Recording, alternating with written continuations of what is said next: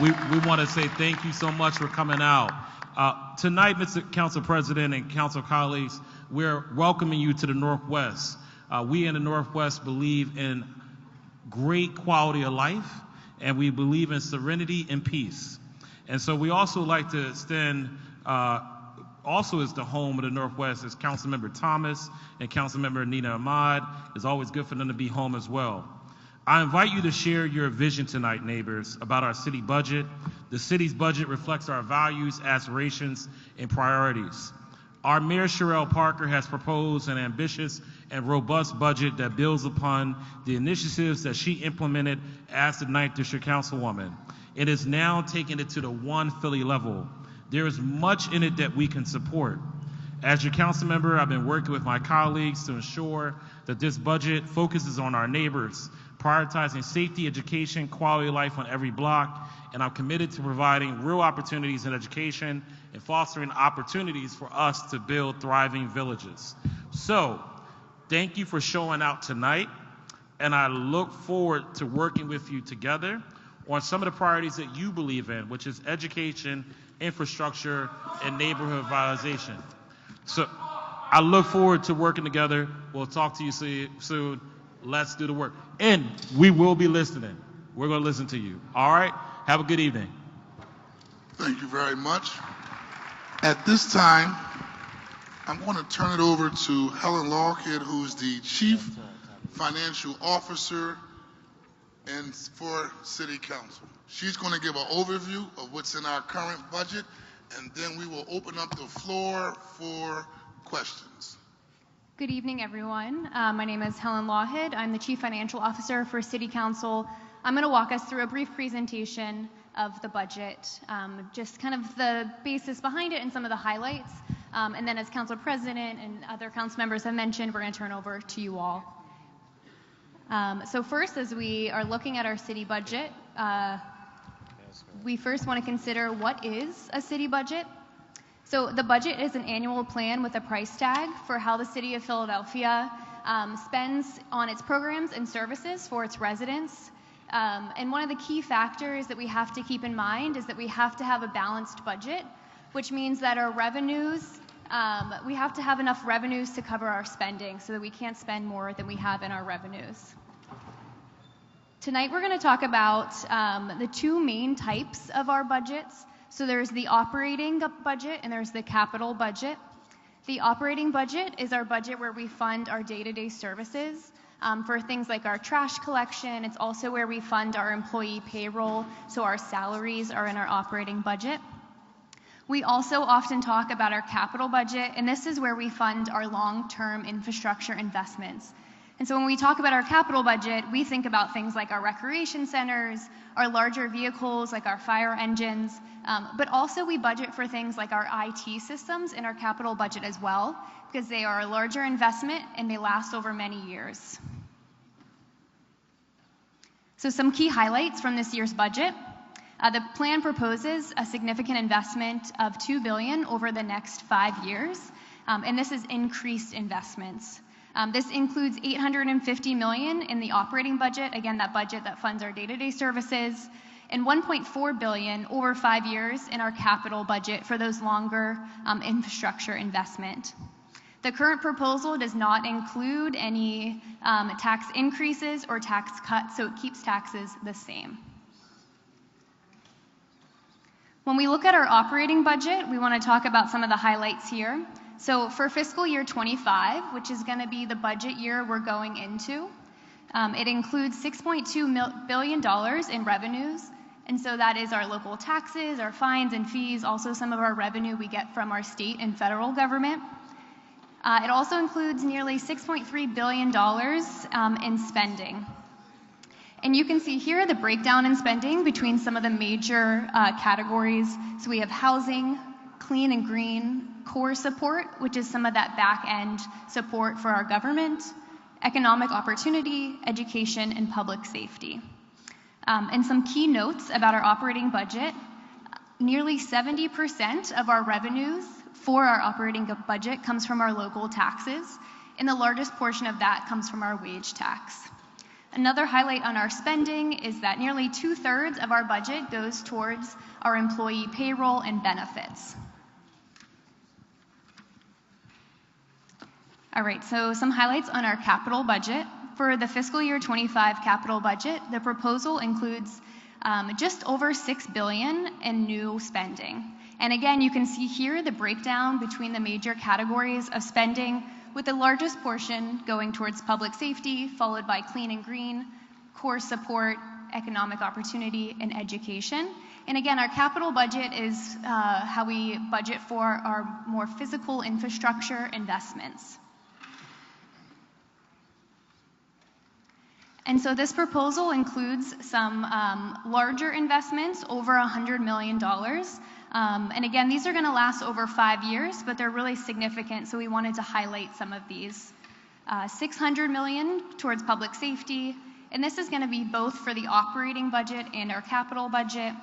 $500 million for street paving, $152 million for our Parks and Recreation Department, $130 million increased spending for the PHL Taking Care of Business initiative, additional support for our school district. So on top of what we're already paying and contributing to the school district, this plan proposes an increase of $129 million over 5 years, and then an additional contribution to SEPTA for an increase of $117 million over what the city is already budgeted for. There is also a larger investment proposed for triage and wellness facilities, and this is for $100 million, and this is on our capital budget. Next, I wanted to walk through, apologies, the font's a little small, walk through some of the investment highlights for each category. I'm just going to highlight a few. And so when we're thinking about our clean and green investments, we really want to highlight some of the residential cleaning that's being proposed. So there's $18 million for increased investment in our cleaning program for residential cleaning, $130 million for the taking care of business. That's really along our corridors, our business corridor cleaning. And then as we look at some of the public safety investments, want to highlight here some of the investments that are going into improvements to fire facilities, as well as some improvements to the technology that our police department uses. As we look at some of the housing investments in this budget proposal, want to highlight here increased investments for emergency shelters, also proposal for 30,000 units of housing over the next 5 years. And so examples of education investments, I already highlighted this first one, but an increase of $119 million to the school district over the next 5 years. Again, that's in addition to the funding that the city already makes to the school district. Some key highlights in our economic opportunity investments. Want to highlight here the PHL Open for Business process. This funding would go towards streamlining and making it easier for businesses to work and open business in our city. And then as we look at some of the core support investments that are included in this proposal, we have $10 million for safety and space logistics at the city's central local government buildings, as well as some other investments to help come up some of our core support in our back-end government offices. We have the QR code here you all can use that'll take you to the online survey, so you can provide feedback via the survey. And with that, I'm going to turn it back over to our council president. Thank you, Helen. Can we give Helen a round of applause, please? Hard working, making sure we fiscally sound and taking care of your tax dollars. With that being said, we're going to open it up. We have 2 microphones on each side. I'm going to ask you to line up. We have our sergeant at arms on both sides of our rooms, as well as we're going to have someone assist with emceeing and making sure that individuals have an opportunity to speak. I do want to just lay some ground rules, if you don't mind. Ask your question. Like, before you give a speech, like, could you get to your question, right? Don't make love to the microphone, right? But express what you need to express. Ask your question, give your recommendation. This opportunity is all about us hearing from you. So I just wanted to say that, some ground rules. With that being said, Vincent Thompson, could you get us started? If you have a question, comment, please line up to the microphone. Not everybody come at one time. If you have a question, comment, please line up at the microphone. Just state your name and then you can begin, and then we'll begin answering your, okay. Start. Good evening. I'm gonna turn this over to Councilwoman Bass. Just, so what we'll do is we'll rotate, and so we'll start. I'm gonna have Councilman Bass and Phillips facilitate this process.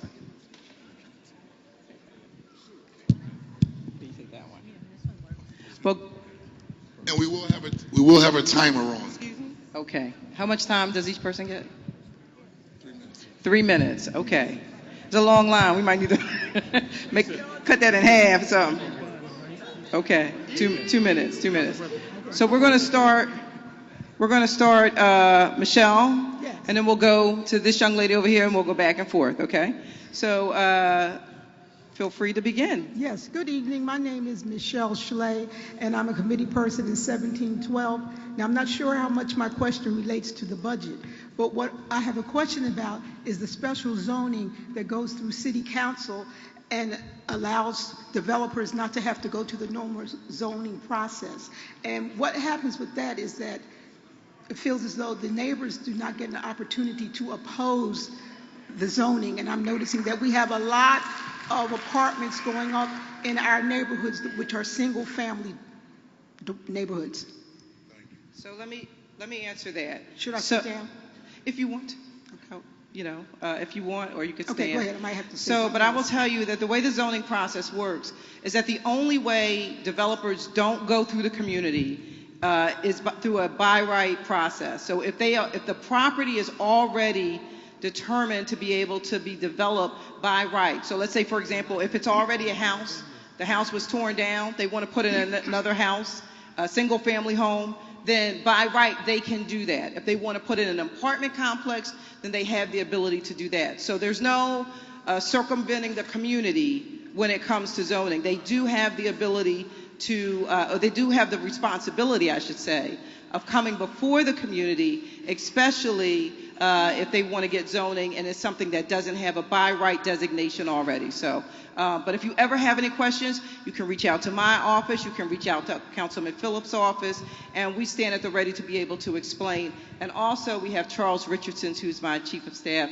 who is a expert on zoning, if you have any additional questions. I Thank just you, have one Michelle. last question. Is there Certainly. any particular bill or something I can look up so I can see the particulars and get to understand it? We can certainly get you some information. We can Okay. absolutely get you some information. Thank you. You're welcome. Go ahead. Councilman Young. Yeah, if I may respond to that, what you can do is look at the zoning code, look at the zoning map, and the zoning map tells you what each and every property in the city has, which the base zoning district for each and every property of the city. So if you go to atlas.phila.gov, it's a great tool. You type in any address, you click on zoning, it'll tell you what the base zoning district is for each property. And whatever that base zoning district is determines what can be built or how that property can be used.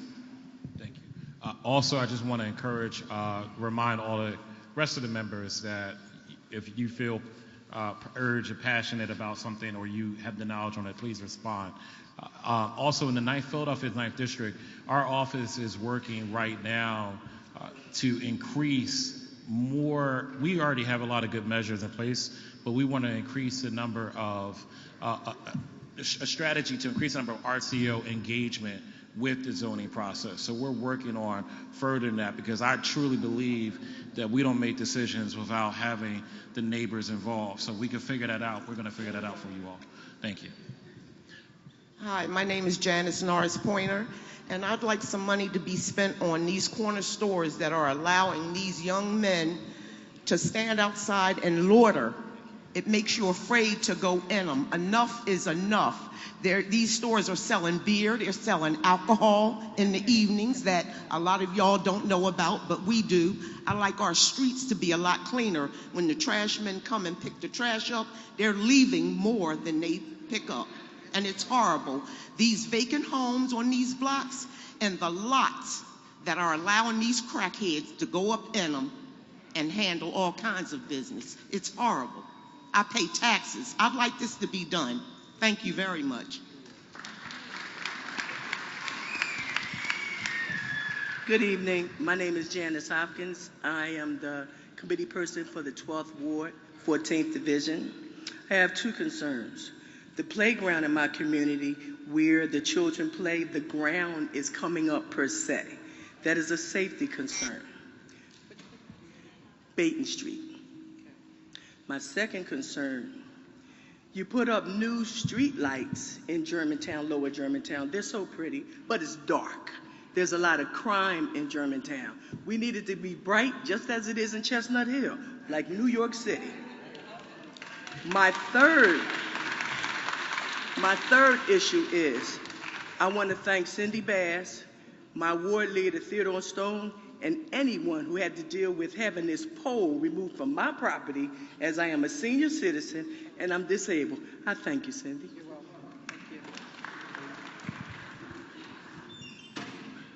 you. And I just want to remind folks, if we can, if you're having side conversations, we want to hear everyone, so keep our focus here. Thank you so much. Over here. Hello, my name is Micaiah Ben Yehuda. My pet peeve is my pet peeve is the property taxes. I'm on the Homestead Act, which 2 years ago I was paying $1,800 on the 229 East Sedgwick Street. Now it went up 100% to $3,600. And I saw up there where you said you have access to home ownership. To me, that's not access to home ownership. I'm a senior citizen. I'm on Social Security. I can't do that. And then I also found out today that there was a program to freeze your taxes. I didn't even know anything about it. And to me, that makes me upset because I worked, I pay my taxes, I come from another state. When we talk about a Homestead Act there, even if you get sick, they give you, after you die, they don't take the property from you. They give you your family a year later to make that decision of what they're going to do. And I think Philadelphia should be able to do a little bit better than that. Thank you. I'm sorry, I'm going this way.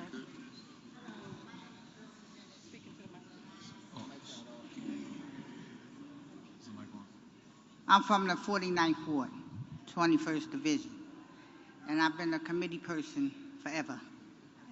And the problems that I have within my area, which is at Somerville, 10th Street, 9th Street, where the bus, the number 4 comes down, there's 2 islands there that divides Wagner, Somerville, 10th Street, 10th and 11th, where they have cars and trucks parked there.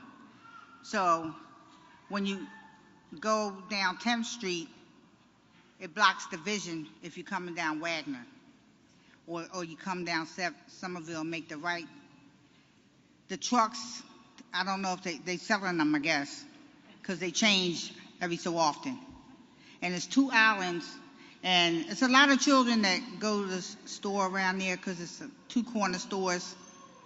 And it's another corner store, they need to tear it down. It's so raggedy and so torn up, it's disgusting to even walk by it, you know. And that's where people, well, they used to sell beer, but they don't sell beer no more. It was a Chinese store. But people aren't happy with it, because I don't even go to them stores anymore. And I just think they need to put something around those 2 islands to keep the cars from going in. You could put the pole, you know how you had the poles that they put around and make a little frame? And that would be better. And it can cause accidents, and it really blocks your view.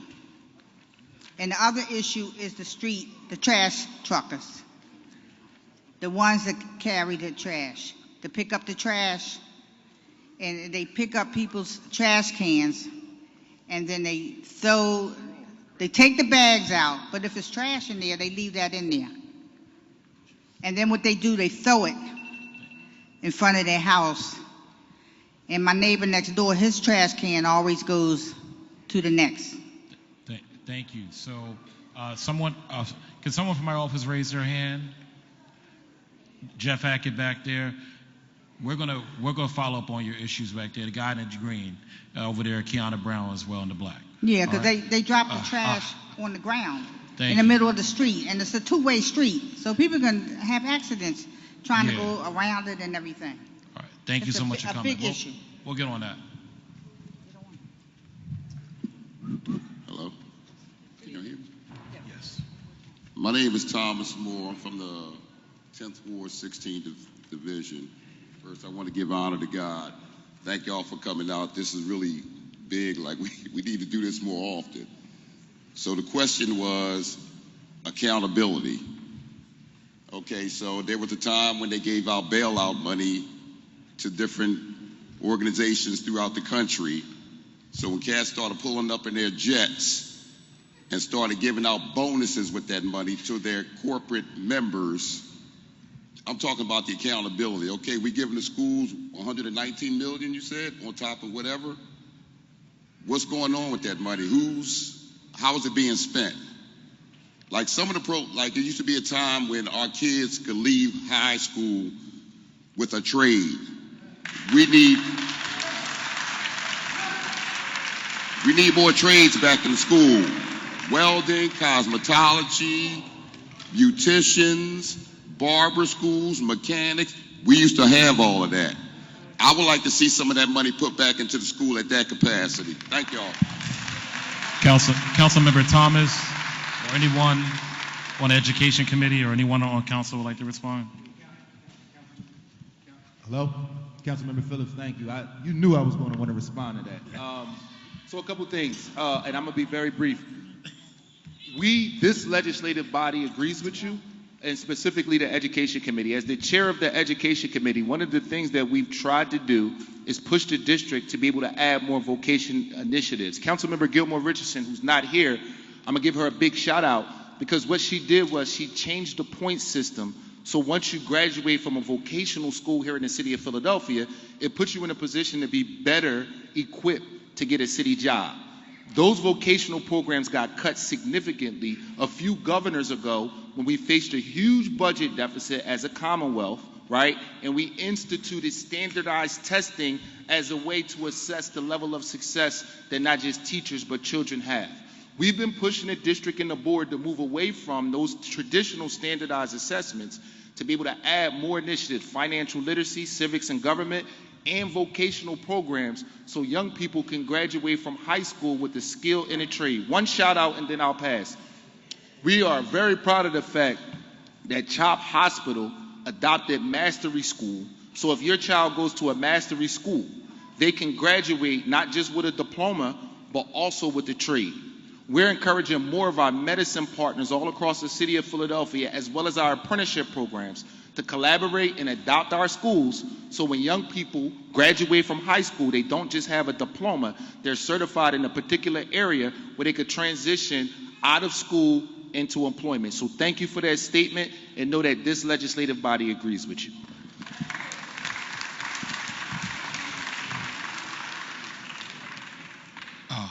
Anyone else? Okay, over here to the left. Thank you, Councilman Thomas. Hello, my name is Michelle Smart. Good morning, good afternoon, council members. How are you guys? I'm a little nervous. I'm here about my block, the 6400 block of Beechwood. I've been on this block for 5 years, and you might as well say I have took over the job as block captain when I'm still not the block captain. Our block is a play street. We have these drug dealers on the corner every day, all day long. Not only do I not talk to them like they're human beings, but I have resources for them. You guys know I got resources. I got resources for them. It's not working. Now we done have them moved into a house. Is there anything about squatters? I haven't heard anything about squatter situations anymore. I want these people off this block because they're going to cause a havoc, and then we might not have our play street anymore. I will tell you that I know that the new captain of the 14th district is here, but I also believe that you're in the 35th district, police district. But I'm going to ask you to connect with Sean over here. Sean, raise your hand. And that we will connect you directly with the police department so that we can go out, see what's going on, and figure out how we can best address the situation. I thank you for, engaging in a positive way, but clearly we need to do something else so that we can figure out how to address the situation. But please see Sean right there. Thank you so much. Again, council members, if there's a topic said that you're really keen on, please respond. I also want to acknowledge that our Councilwoman Rue Landau has just joined us. Thank you, Councilwoman Rue Landau. Over here to the right. Good evening. My name is Lawrence Jones. I am a 30-year educator in Philadelphia's public and charter schools, and I am gravely concerned about the existing school board members that have been brought up and will potentially be school board members again. And that leads to my question. How can our school board see all of the money that the city is spending and know that the state has to give their fair share? And if we understand that Philadelphia has been underfunded due to systemic bias, how can a school board that refuses to address its own systemic bias and inequity hope to speak forward and go and talk for us? And the reason I ask this question is that we have seen a number of issues with systemic bias within the school district, whether it's how we have magnet school placement, whether it's the resources of teachers, and very rarely have we ever had an opportunity to have it proven. A group of charter school leaders came together, and there was a 191-page report that identified systemic bias. It identified the bias, and it said that schools that were being operated by minority folks, that were hiring members of the community, that were hiring twice the rate of minority teachers, were either being evaluated poorly, and specifically when Councilmember Thomas talks about the standardized test, the framework that is being used has been shown to be disproportionately punitive to black schools and black children and brown children. And so my question to you is, if their leadership has ignored this equity, how can we trust them to stand up for us and give our children, our teachers, our community members the equity they deserve? It's either going to be unethical or it's going to be hypocritical, or we have to find someone new, and I'm imploring and urging you and asking you to find someone new who will stand for equity and stand for our children. Thank you.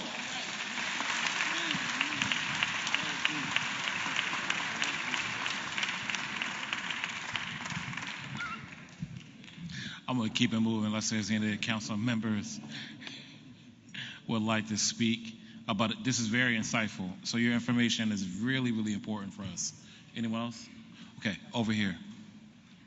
Good evening. I'm Reverend Dr. Sharon Avant. I want to thank you for having this forum and giving us an opportunity to express our concerns. I'd like to address the topics of safety, quality of life, and streets. Basically, Limekiln Pike, we know, is a major thoroughfare, and we have people that come from Philadelphia to other counties who come through Limekiln Pike.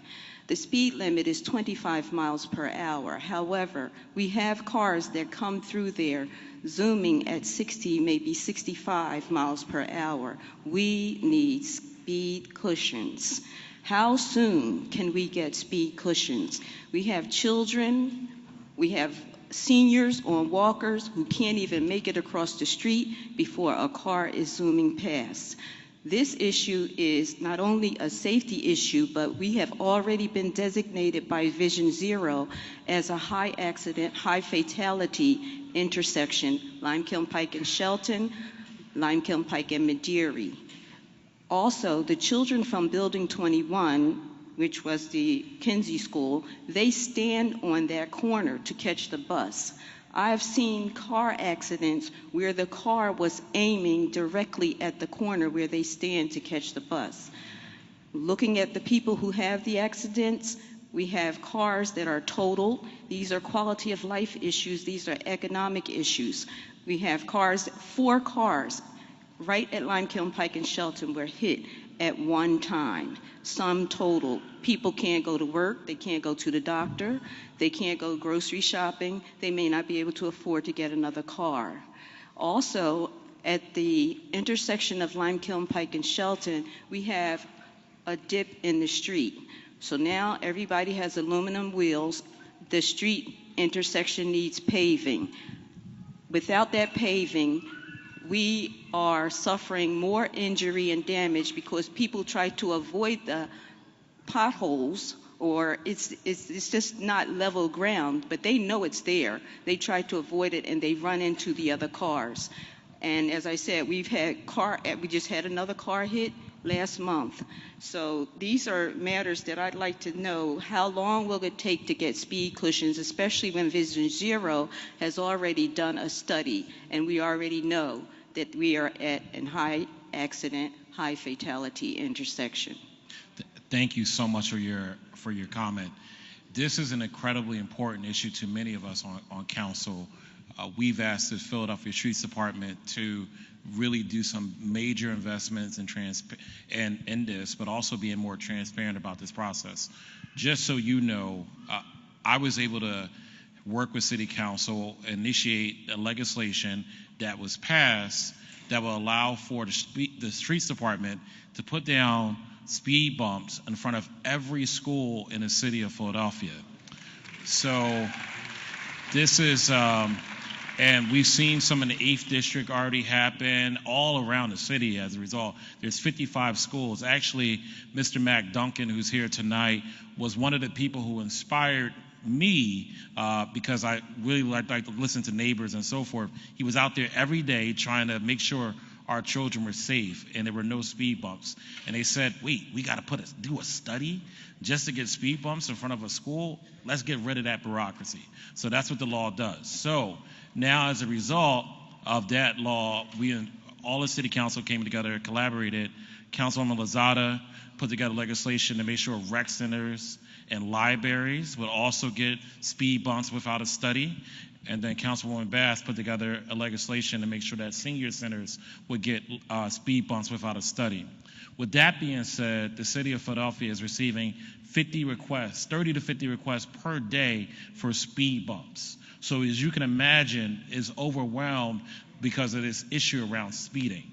Limekiln Pike is already on the process. Building 21 will be getting something this quarter because I've asked them and advocated big time on that. So that's going to happen very soon for Building 21. But I want you to know that there's going to have to be, we're working with the Streets Department and the city to come up with a very transparent process on how we can slow down these cars through speed bumps. But just know that your voices are being heard on this, and literally everyone's street wants this right now.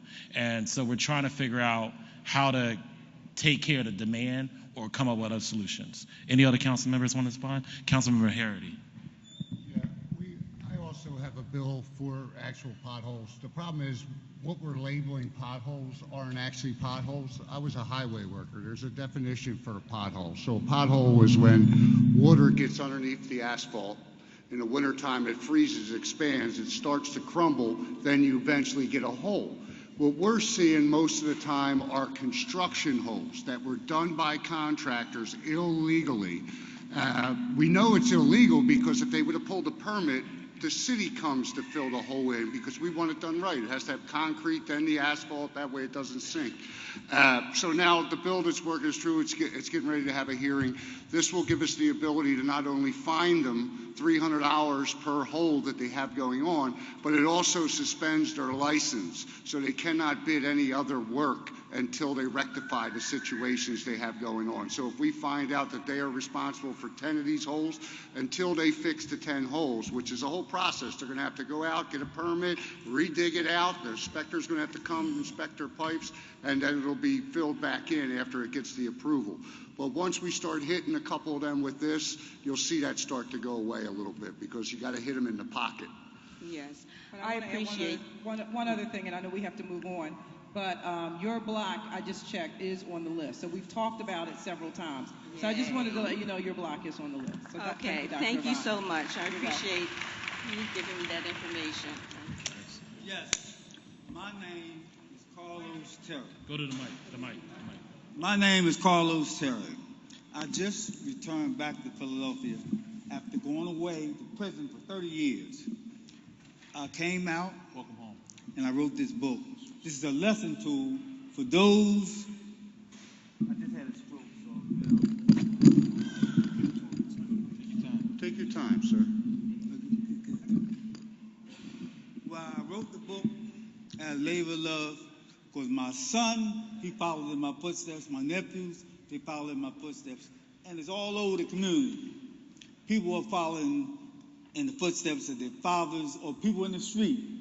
So I went to prison because I was in the dunya, we call it, in the streets. If I was a part-time Muslim, I prayed every Friday, but I didn't follow the traditions 100%. I'm here now to change that. All right? So now, who on this team is willing to sit down with me, develop a plan? Because when prison, I stopped all the murders. You know what I'm saying? Like I said, I just had a stroke because I was hard-headed, wouldn't take my medication, high blood pressure. And I collapsed in the shower. But I didn't succumb to being paralyzed on the left side of my body. I wouldn't let it die. Right? So, you see I got this ball. I got my cane over there. But anyway, I also formed a team. This, I just got finished this Friday being on WPEN, me and Michael Hickson right there. We were over there talking about our books and how I would like to speak and engage the children in schools. I would like to go in all the schools and speak to them and give them the facts of life and what you do when you be misguided and you make a wrong turn. Well, listen, the first thing I want to say is thank you for being here. Thank you for your contribution. Yes. Thank you for your written word, Right. which documents your journey and your story so that it'll help guide, some of the young guys out here who are in these streets. So I thank you. I would like for you to see specifically Kenny right here. Kenny, raise your hand. And Kenny can come down and come to you. Okay. I would like for you to see Kenny. He is our office's anti-violence strategist. Right. And, we're working on crime and violence every single day. And not just my office, every office up here, because we hear it and we know what's going on. But we want you to know that we're connected, and we want to connect with you now so that we can figure out. I would love it. That would be fantastic. Thank you so And much. I'm going to do something about it. Thank you for being here. And Thank I you for your positivity. Appreciate everybody. Hi, Juanita. Over here to the left. Good evening. I'm Juanita Laseth. I'm the Vice President of the Albury Neighbors Association. And I have to begin first by thanking Councilperson Isaiah Thomas for your support over the several years it took to get the speed cushions on the 8, 9, and 1000 block of Haynes Street. We really appreciated your support. My question this evening, tying it into a budgetary meeting, is about the Ada Lewis School building and the fact it has sat now for almost 2 decades vacant. And selling that building would give you, money. So take money from the budget that was presented and aggressively market that building so that a developer who wants to use it, I believe our community priority is another educational facility. We heard you speaking about trades and how much they're needed. Education, number one, or secondly, affordable housing, meaning market price middle income homes. We don't want rental units, and we thank Councilperson Cindy Bass for supporting our opposition some years ago to the developer who wanted to do rentals. But Ada Lewis, 2 decades now. Yes. Something needs to be done. So let me Let me address this, Juanita. And I thank you for bringing that up because I really want to clarify the matter. So the first thing I want to be clear about is the city of Philadelphia does not own Ada Lewis. Right. Ada Lewis is owned by the School District of Philadelphia, which is a completely separate entity. They are not owned by the city of Philadelphia. They do not have to do what we tell them to do, which they did. But Ada Lewis is owned by the School District of Philadelphia. Over the course of the last couple of decades, as you said, the property's been on the market, off the market, on the market, off the market. And most recently, they pulled it off the market as they were doing some sort of a study around the district owns the entire parcel, which includes Martin Luther King High School, which we're at right now. If you go sort of south down to Ardley Street, and then you go up Ardley, along Haynes, up Ardley, all the way over almost, and then back towards where the Parkway School is now. All of that real estate is owned by the School District of Philadelphia, which is doing a comprehensive study about what to do about that entire parcel and looking at figuring out how to, number one, right-size schools, number two, bring the idea of bringing another educational institution to that site. Mm-hmm. So we're very hopeful that our wish is in line with yours, that they will bring another school to that site. But the study isn't done completely yet. It will be done this year. And so we hope to have further conversations once it's completed. I understand what you're saying, but you're the council, you're the city. Yes. There has to be a way to partner with the district. Oh, absolutely. To move it forward, to impress upon them. The citizens are tired of looking at that building, and yes, something needs to be done. So. Well, we are talking to them. We're going to continue to talk to them. We're not going to let them off the hook about it. We're not going to just go quietly into the night. Thank you. We've had regular conversations, and I know we've talked about this on the Albury Neighbors meeting, yes, but we're going to continue to be a force to push the school district to get what it is that we want. I think that we're all in sync, that we're all aligned, but we're there to do the pushing that we need to do. All right. Thank you. Good evening, all. My name is Leonard Rett. I'm a committee person in the 42nd Ward, the 14th Division, and I'm also a block captain for the 200 and 300 block of East Albana Street. I don't know and I'm not saying this to be, but I need you guys to know where that street is. East Albana Street between Rising Sun and C Street. I would like, and I understand now that you're my council representative, Councilwoman Bass. Yes. We have 3 issues that need to be addressed. One of them is street paving. The process to get that done is, I don't want to say ridiculous, but it needs to be amended. You said repaving? Repaving. We've had, since 2016, 21 water line breaks on my block. There are more holes and cracks and other things on my block. We had a water main break in January of 2022 that took them 7 days to come out to fix. There were 4 cars that were completely covered with ice. We need speed bumps because between Rising Sun and C Street, people think it's the Daytona 500 qualifying. These are things that need to be done because I don't want anybody coming over there after something happens with cameras and a microphone, because you're not going to want to hear what I have to say. I have been after my council representatives for the past 7 years to get things done because we have that problem. The second problem that we have, there are 3 residents using our block as a used car lot. We have 104 homes on that block. Nobody can park there because there's one family that has 8 vehicles, there's a second family that has 7, and there's a third family that has 6 at the bottom of the block. I put these things in. These vehicles haven't been inspected in 3 years. They're parked on the sidewalk. And to my understanding, there was something passed in November of 2021 that would increase the fine from parking on the sidewalk from $50 to $300. If I'm wrong, I apologize, but if that's the case, why hasn't that been implemented?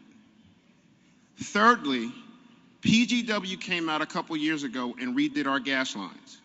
They destroyed our curbs. Destroyed them. I'm a block captain of one block.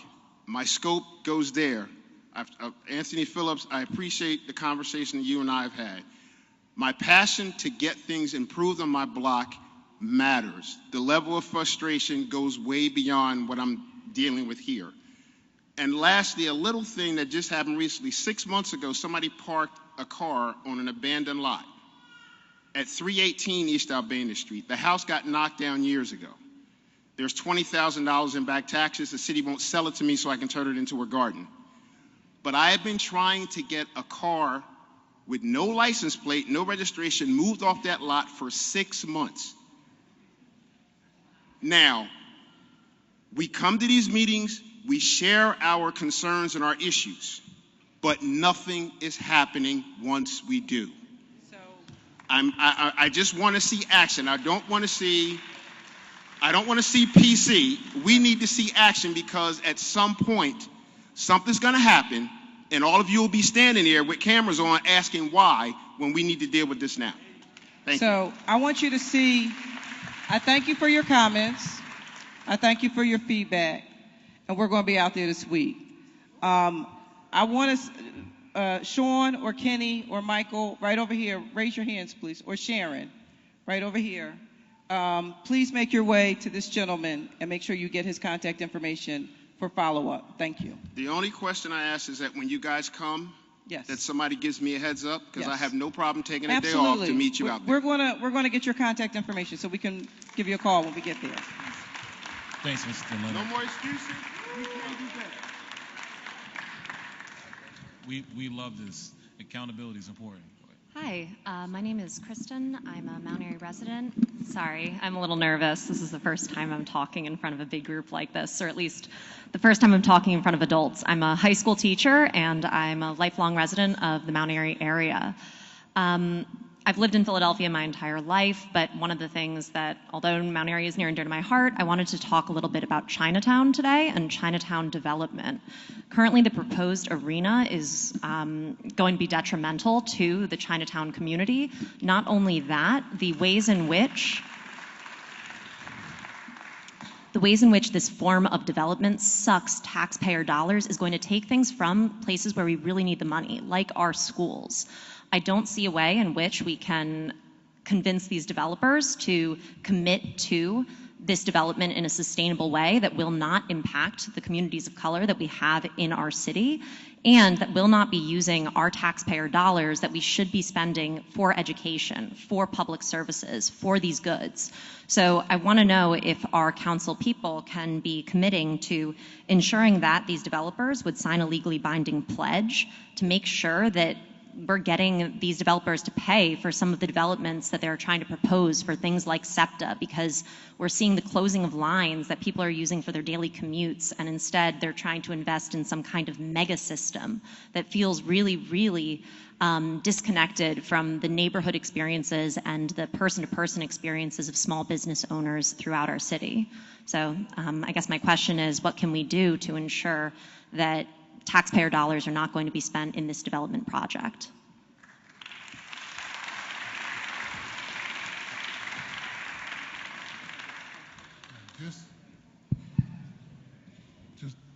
Just for the record, from my understanding, the Sixers have committed to ask for no city funds.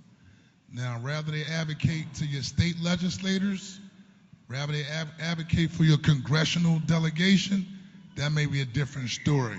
But in terms of the city of Philadelphia, we will not be providing any tax subsidies for the Sixers arena.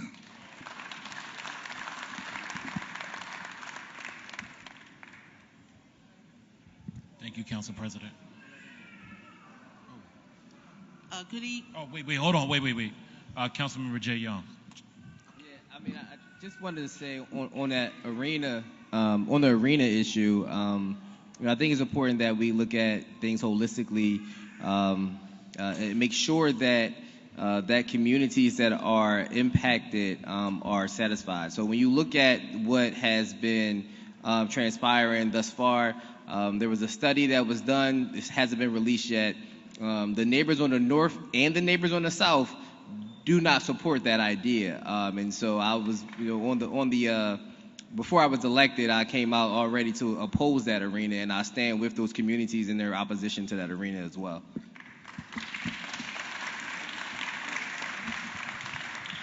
Anyone else? Okay, thank you. Over here to the right.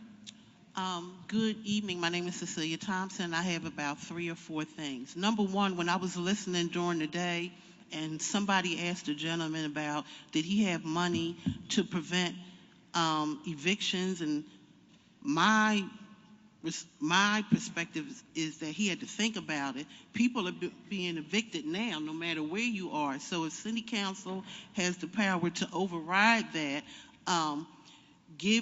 tell him we're going to give you more money so that we can prevent these evictions, because for me, I see a lot of children, because sometimes we as adults, circumstances happen and we don't always have the resources to make the right decisions. These are children that are out on the street because they don't know about these resources, and these same children go to our district-run and charter public schools, and we can't have that. So if there's anything you can do to override what he said this morning, please do it.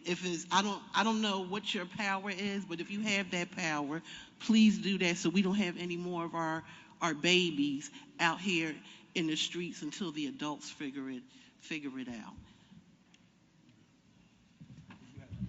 I had some. Councilmember O'Rourke. Okay, and in terms of people with disabilities, we need more money for the crisis units. I have a son, a 25-year-old now. He actually graduated from this school with severe autism. And when he's 5'10", 200 pounds, when he's having a meltdown, it takes me about 45 minutes to figure out that he needs help. I have my phone in my hand. It might take me another 20 minutes to dial 211 or 911 or whatever, and then it takes them another hour. So now it's 3 to 4 hours. So by the time they get to my house, we both tired, and they think that I'm pulling them from someplace. It's not that. I needed you 2.5, 3 hours ago, but because there's not enough funding for these specific individuals, people like me have to wait. And I'm not the only one. This is citywide. So if there can be more money put in so that DBH, IDS, and CBH can hire more people to service people like myself when we do need those resources.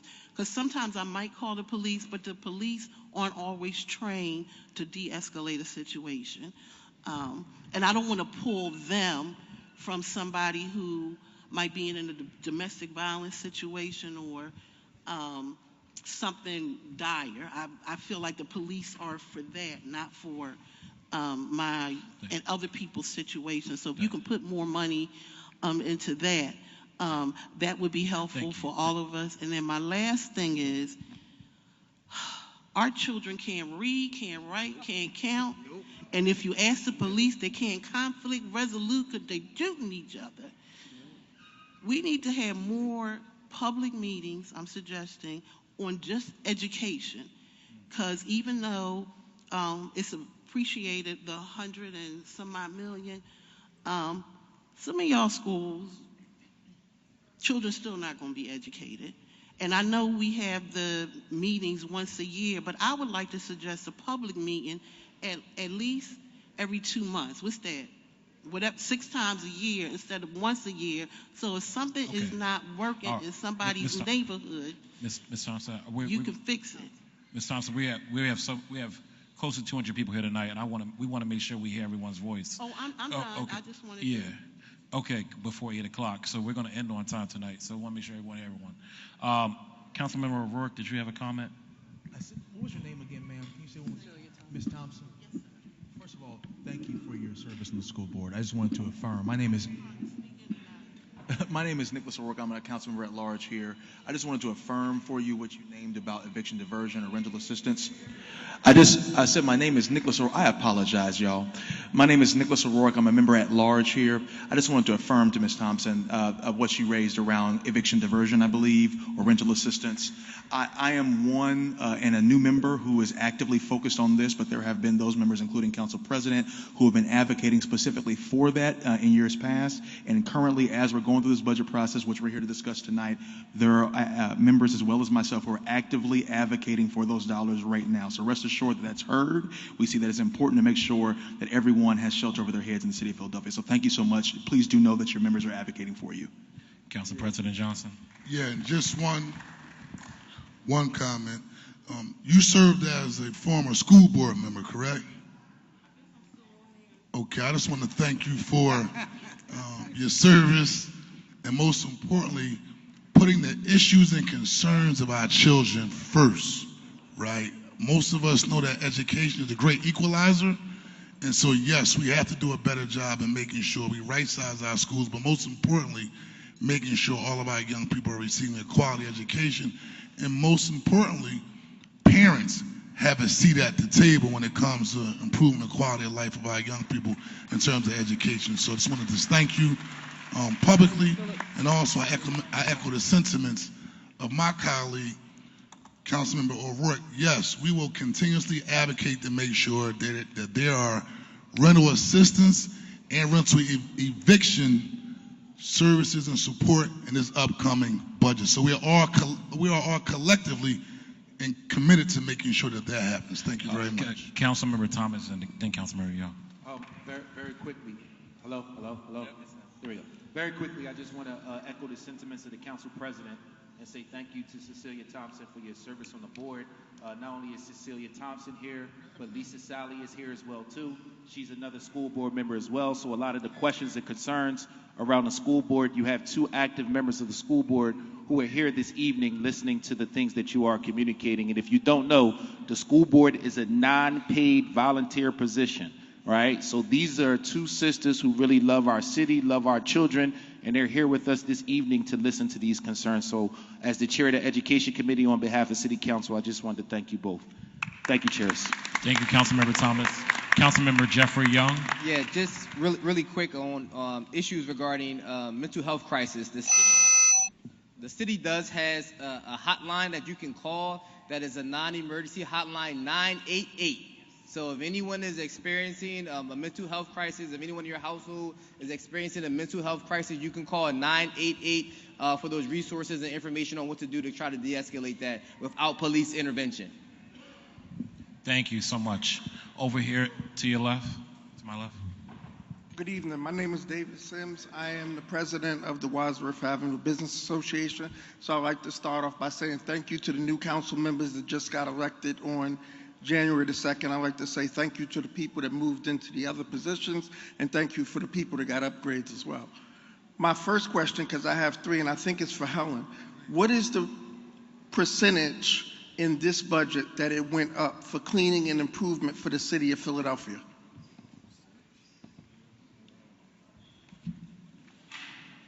So I can't talk to the percentage right now, but I can follow up and get you that information. So we'll be sure to get your contact. Okay. But in terms of the operating budget for Clean and Green, the new investment for this year is $36 million, which is about 25% of the new spending.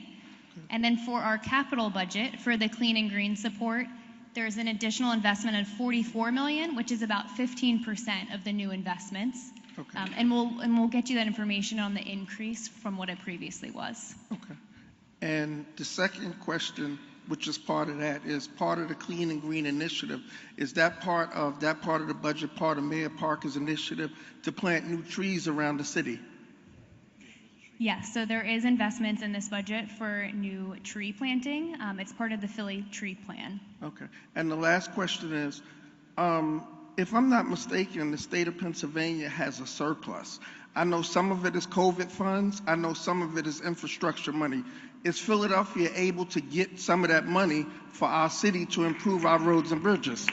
So, I want to, although this is a city council meeting, We do have Chairman of the State Party, but also State Senator Sharif Street, ranking member of the Senate. You can be brief. You can be brief because we can use the money, Sharif. So can you bring some of that money back, sir? Yeah, two things. Senator Haywood and I are going to organize a similar thing to talk about state budget issues because we realized that was likely to occur, and we'll come back here to do that. So he and I are here. We're committed to come back to have a broader state discussion at this location about state budget issues. But yes, the governor's budget proposal does anticipate additional resources for road, bridges, and infrastructure in the city of Philadelphia. And we do have a surplus in the state of Pennsylvania, correct? $14 billion. Thank you.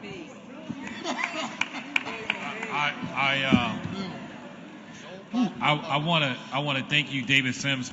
Real quickly, I want everyone to know this, that I can pretty much confidently say that most of the city council is very excited about the clean and green initiatives proposed by Mayor Sherrell Parker. Absolutely. And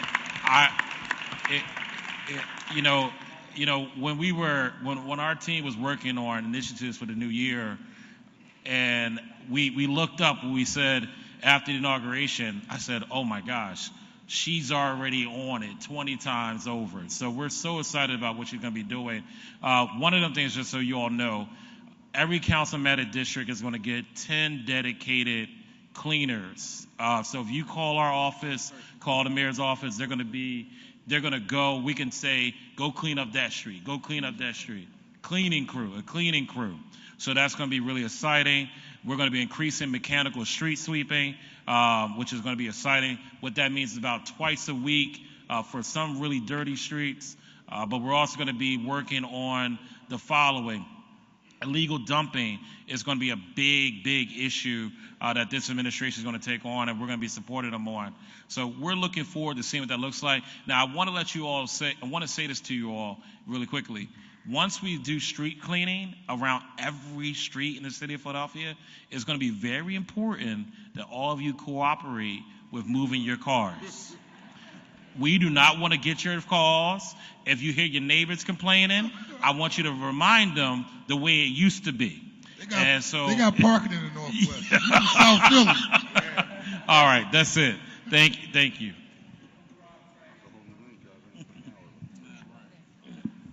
Over here to the right. I'm sorry.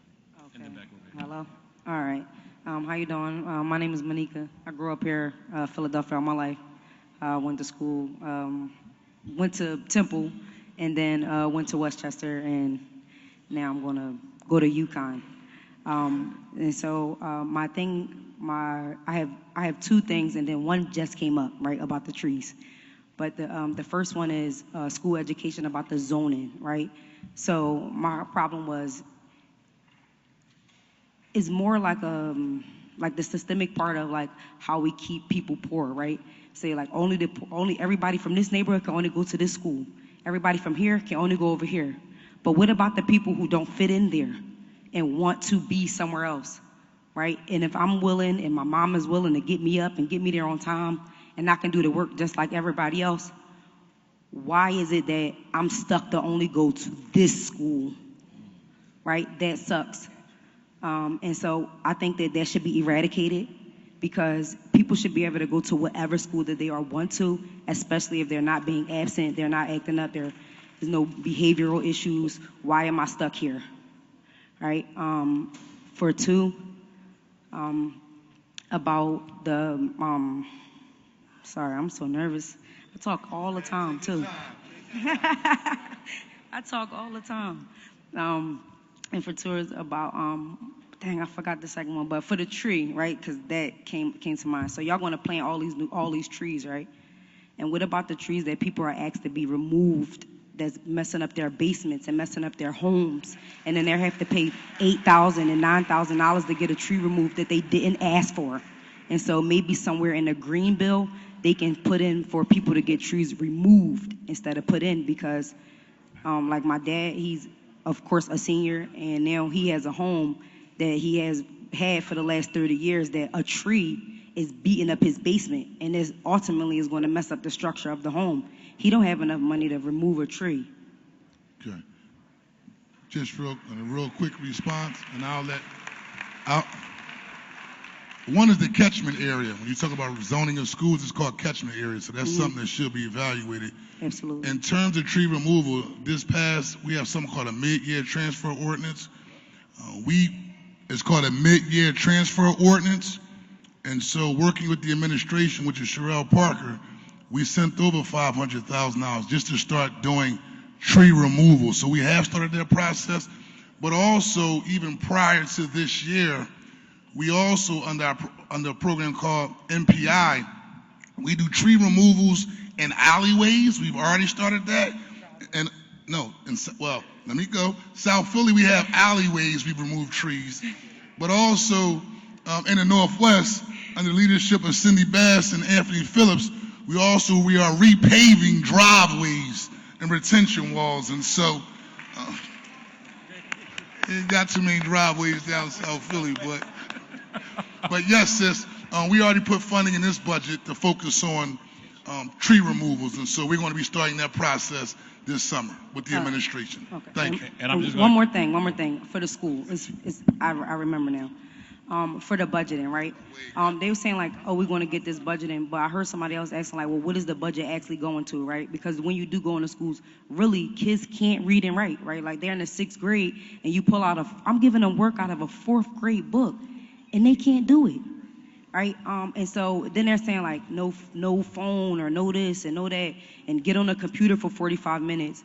Like, I don't learn on the computer, right? When I had to go to school, do my last semesters and masters during COVID, that was the most horrible time I ever had in school, right? Learning is not for a computer. Learning is meant to be face to face, like how most people learn, right? Not 45 minutes on iReady to get some state. That's ironic. That's insane. So listen, I really want to thank you for your comments, because it's really important to drill down into what's happening with our young people. When we see, 14 and 15 and 16-year-old kids with guns, a minute ago, they were in the 4th, 5th, and 6th grade and not learning how to read. So it all works together. We all have to. It's in the pipeline. Yes, it's all in the pipeline. Thank you so much for your comments. Thank you. God bless.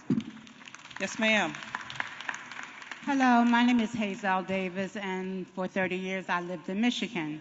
I left the city of Poison Water, and I moved in with my sister who lives in West Philadelphia. After a while, I had to find my own place, and I'm living in a house that's Shelton and Shoe is where I am.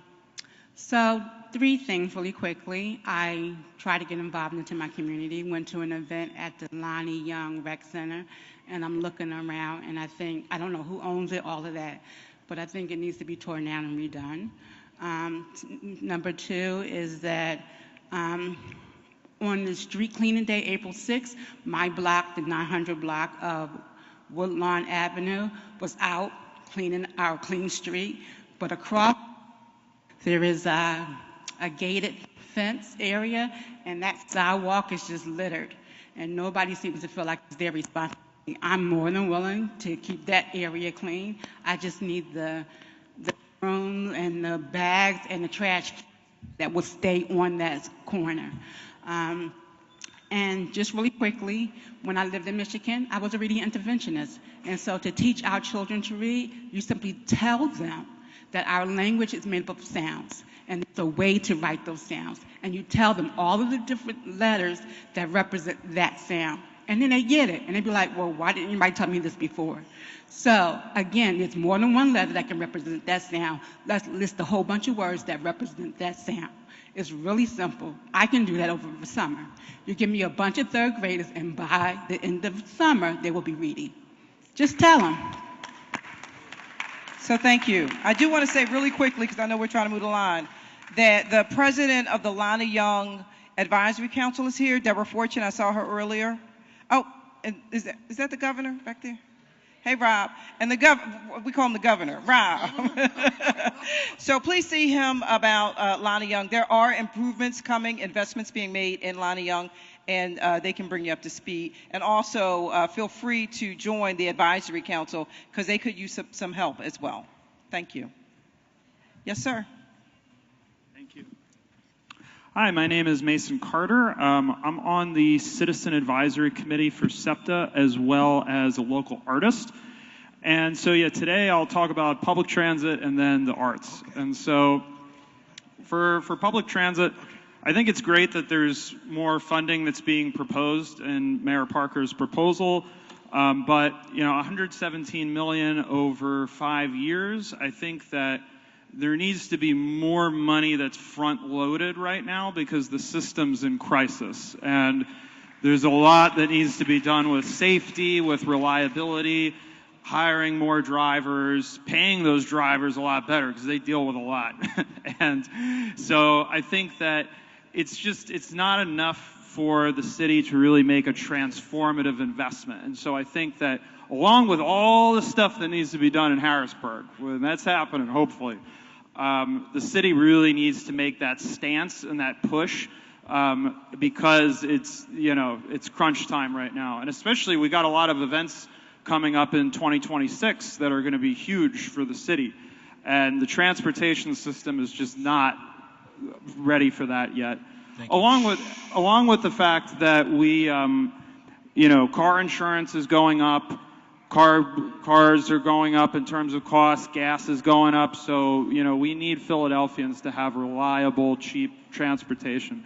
And then finally, with the arts, I think that, we need to fund just more of it. We don't fund it that much already, but I think to make that little extra push for it rather than having less, there's a lot of healing that arts can do, especially for our kids, and giving them a sense of direction and purpose. And I know that with kids that I work with in the arts, it makes a huge difference. It's made a big difference in my life. Thank you very much. Thank you so much. Thank you for your comments. Sir? Good evening, everyone. Oh, Reverend Williams. I hope I can. Good evening. They How are snuck you? me in here. See you. I'm so sorry. I'm glad to be here. Councilman Sidney Bass and everyone here. I'm Reverend Williams, president and founder of the Chew and Belford Neighborhood Organization. We've been founded since 1981. And some of the things that we have here is that we have been doing tutoring classes free for several years at the Wissahickon Charter School since they got established. But after the COVID there, we got no good communication with them. Parents are calling me when we started back up again because, like I say, it didn't cost the parents a dime. And we had the college students from LaSalle College, Chestnut Hill College, to come down with their professors every Saturday and use their internship with our students to teach them how to read, write, and math. And that was such a blessing. And we gave them a stipend, which is a gift for coming every Saturday to tutor the children. I'm saying here to you guys, there is a way that we can get things done, but it got to start with us first. Everybody wants money. You don't need money to help children. We had over 50 kids every Saturday, and they fought their parents to bring us to our school. Some came from Montgomery County, and their grandparents drove them there on Saturday to be there. And one of the students got the best AT score in the district by coming to our charter free school on Saturday. Thank you, Reverend. So I'm saying to you, all it needs to do is you to step up, open that door again. You know what I'm talking about. Yes. They get carried away about rules and regulations, but they're called a school for the community. They wouldn't be there if God didn't open the door for them to get there and your voice supporting to get them there. Thank you. But people easily forget. Now, this is the last thing I'm going to get out the way. You know I'll be preaching in a minute. You talk about you want to get rid of crime and stop crime. One thing. There's a law that people can't get their windows tinted on the car unless they get a prescription from a doctor. Enforce that law. Stop these nincompoops from driving up and you can't see who they are in the car and taking innocent lives. That's one. Tell people to put all their trash in the back of the house until it's trash day. Them blue recycle bin and trash can, put them back in the yard. Thank you, Reverend. One more time. I heard somebody just said 3 minutes. I ain't took no 3 minutes. We're trying to end on time. And the last one, I'm going to leave this with you. Reverend It's the property. Williams, I'm that done. was the last one. Rev, that's it. See, I told you to call me the last. Reverend Williams, you got my number. Give me a call. I'm just gonna let everyone know that lady right there with the red at the back there, she's the last one on that side. The last one on this side is the blue. If you have any questions after that, we'll see the comment cards. But if you can just keep your comments to 60 seconds so we can get everyone's comments in quickly. And if everyone's voice is down, we're gonna end on time here, y'all. Oh, the guy in the black. The guy in the black is the last one. Hello. Good evening. Good evening. My name is Wendy Thomas. I'm in Councilmember Cindy Bass District. Can you hear me? Yes. Okay. My name is Wendy Thomas. I'm in Councilmember Bass District. I'm here to discuss two concerns of mine. The first concern is the money for recreation. So I live a block away from Morris Estate Recreation Center. And I have pictures here to show you how bad the recreation center looks. I drive my son to Findlay in order for him to play basketball because the basketball court at Morris Estate, it looks like a landmine. The bleachers are wood with lead paint. You can't sit on it because the wood is sticking up. It's unsafe for kids, and we're right across the street from Wagner Middle School. So if the recreation center was in good condition, it may give these kids, when they get out of Wagner, something to do other than block the traffic and fight and just carry on mischievously. My second concern is I'm also a parent of a child that goes to West Oak Lane Charter School, and there's no crossing guards. There's a crossing guard at Crittenden and Washington Lane for a high school, but there's no crossing guards for an elementary school that's right here off of Stanton Avenue. I've even seen parents driving on the sidewalk where the Checkers is to pick up kids, and they're speeding down Stanton Avenue, and there's no help and no security to help these kids get across the street that have to catch the bus. So I'm just looking for support to our recreation center, money in that advance, and also security at West Oak Lane. Thank you for, one quick thing I wanted to say about Morris Estates. The president of the advisory council is like right behind you. I'm on the advisory council. Oh, so you're on the advisory council. Okay, good. So we just talked as we were coming in about some of the things that are needed for Morris Estates for this coming summer. So I know that, Reverend, you're going to put together a meeting for us, right? Okay, and we do have on tap probably about, I can't think of the exact number right now, but I would say at least $500,000 going directly to Morris Estates now, like in this budget, now. Now, Okay. is that for the grounds or just the building? That's in the building and the ground. So there's different categories. So I know that the roof, we just completed the roof, and that's not even counting the work that was done on the roof, because that was in pretty bad condition. But the potholes, I'm very familiar, and some of the other situations around the building itself that need to be addressed. So we're on it. But thank you. Thank you. We, for security reasons, we just got speed bumps around West Oak Lane Charter School for that very same reason. We will look into the crossing guard as well. So that's on this side. Thank you so much for your comments. We'll follow up. Councilman Thomas. Oh, Councilman Thomas. Oh, okay. You good? Go ahead, Councilman. Okay. Dr. Brown. Yes, my name is Louis Brown. I've been practicing in Philadelphia for 40 years, and I think one of the major concerns we have here in Philadelphia is the lack of good-paying jobs. I mentioned this to the mayor when she was running for mayor, that I didn't see a kind of demographic distribution of some of the people doing the infrastructural work on the waterways and other types of things.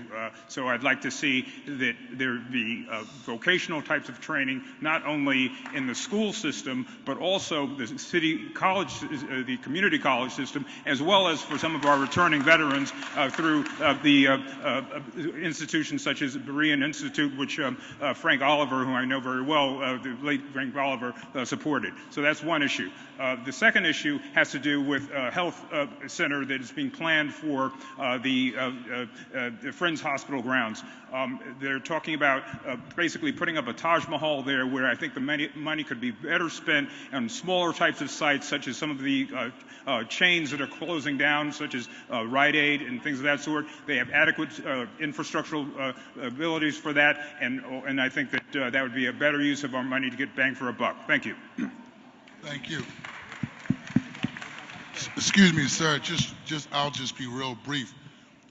In this current budget, at the request of the mayor, we are partnering with the administration to implement a municipal college, which is a partnership with the community college here in the city of Philadelphia that specifically deals with job growth and development for our young people.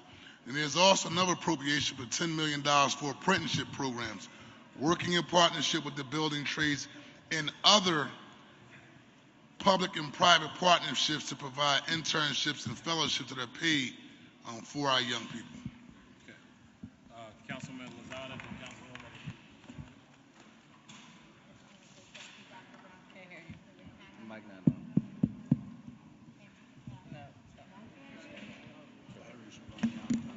Thank you for your comment, Dr. Brown. As you know, we have held multiple meetings in the community, in the communities that will be impacted by the health center or at the potential location at Friends Hospital. We're in the process of working with the health department to pull together all of the questions and the concerns that were expressed as a result of those meetings. And once we get a fact sheet, we will determine how we move forward. And so look forward to receiving that information if you signed up at one of the community meetings that we had to see how we move forward. Thank you so much for your participation in those meetings. And just as a follow-up comment, through the efforts of State Senator Sharif Street, $3 million was put into the old Berean Institute down in Philadelphia Technical. So they do have funds associated with trying to build up their program. But one thing I want to comment on is that a couple weeks ago, City Council had a hearing on some of the upcoming industries that are planning to come to Philadelphia, particularly in the life sciences. And what they told us is that our kids, which we all know in this room, can't read and can't do math, right? So if they can't read and can't do math, they cannot apply for those high-paying jobs that you are asking us to provide. We have to fix that system first because we are we are a city that has the largest, we are the fastest growing low-wage job city in the country, right? So that's not going to get anybody out of poverty. So we have to really focus on getting our kids to know how to read and know how to do math so we can provide them with those opportunities that are going to exist in the future for those high-paying jobs. Thank you. Hi, my name is Cheryl Bodie, and I too am on the advisory council at the Morris Estate Recreational Center. We all know that the only way to change things is to change things. We can't leave things the way they are and expect to get different results. I have so much compassion and concern for our youth, particularly our African American youth, and the struggles and things that they're going through. We are in a state of emergency. Our youth need help and guidance to navigate this crucial time in their life where they are experiencing the violence in the schools, in the neighborhood, and throughout the city. Our children, particularly the teens, are struggling to understand how to fit into the society. And that's why I'm really want to be an advocate for these recreational centers. When I was coming up, there was some place to go, there were things to do, there were people who were concerned about you, there were the arts, and we don't have a lot of that around. And we talk about the violence and the kids who can't read and can't write. They're being traumatized. And if you're an African American person, you are already living with some sort of trauma. And we all know that when you are traumatized, you only can rationalize from the back of your brain. And when you are traumatized, you're either going to fight, you're going to flight, or you're going to freeze. And so these children are facing all these issues. And so how can they learn? How can they do the cognitive learning when they are in this state? And we all know what that state is. We all know what these children are struggling for.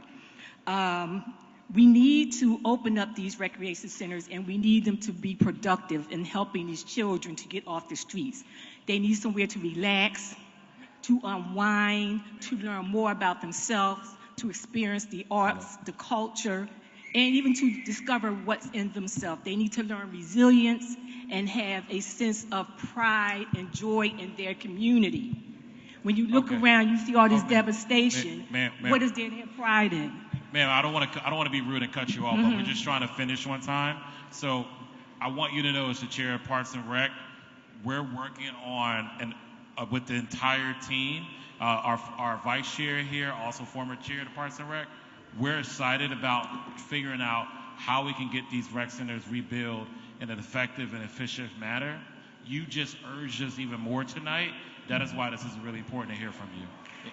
Okay, thank you. Thank you. Thank you.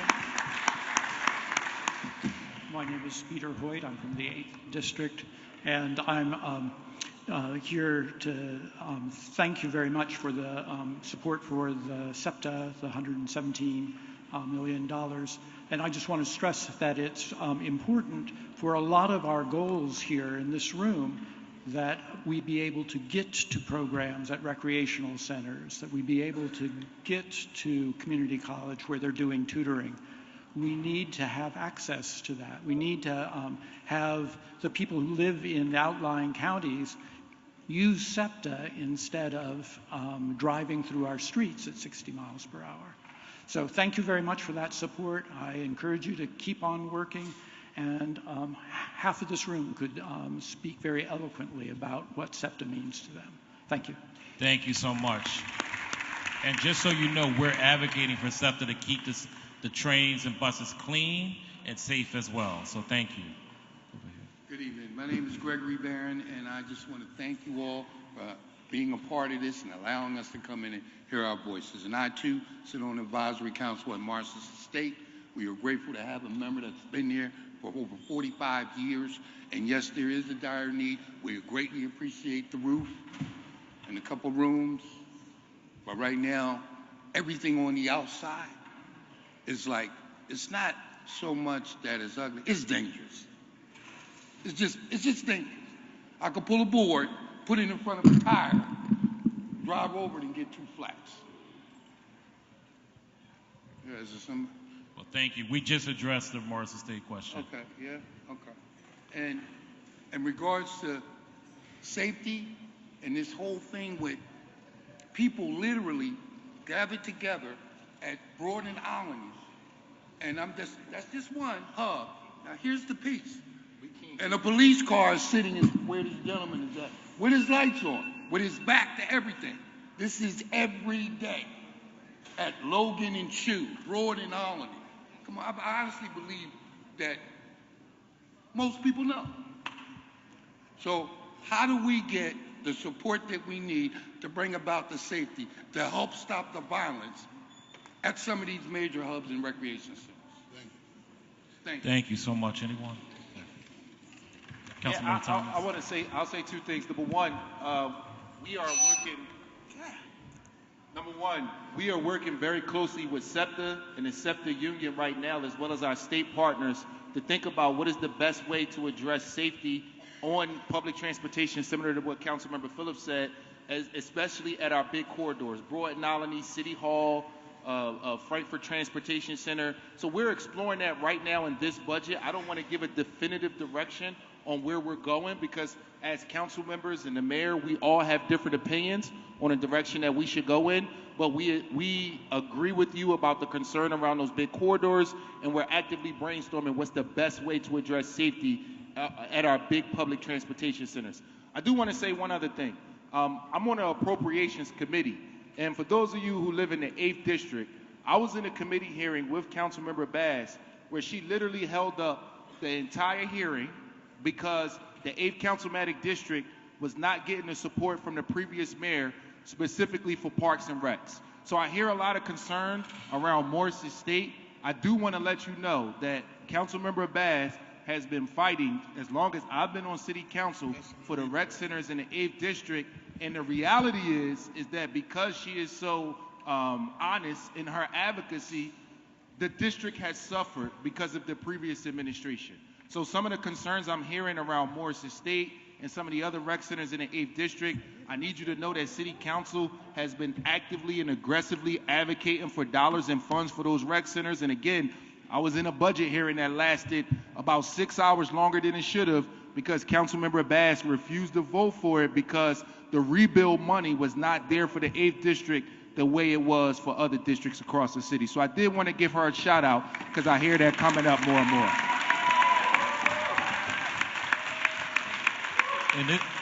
And this is why our council president has council in the streets, because we want to hear from you, and we want you to hear from us so we can advocate better for you.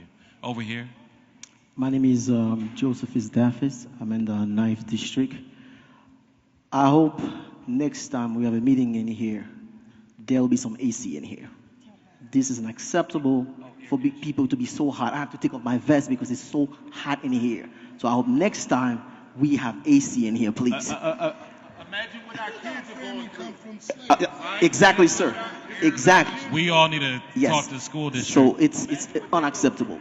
So what I wanted to say is this: for the council members here, just raise your hand if you take foreign language when you're in high school and college. Just raise your hand. In foreign languages? Yes. Spanish, French. You took it? Yes. We took it. Good. Did you fail that class? You don't raise your hand. Do not raise your hand. So 29 years ago, I came here in the United States from Haiti. I did not speak a word of English. So with all the issues that we have here, just imagine someone doesn't speak the language. So you guys are born here, you speak the language. Just think about someone who goes to for services and there's nobody to translate for them. And all these issues that we're having here. Yes, sir. Thank you. That issue double. So I want to know, do we have any money in the budget to support new immigrants? 15% of the new residents of Philadelphia, according to the are immigrant. Any services and support for them? Thank you. Thank you. That's actually a really good comment. Councilmember Thomas. Real quick, so Joe, thank you for that. Appreciate your continued advocacy as it relates to this particular issue.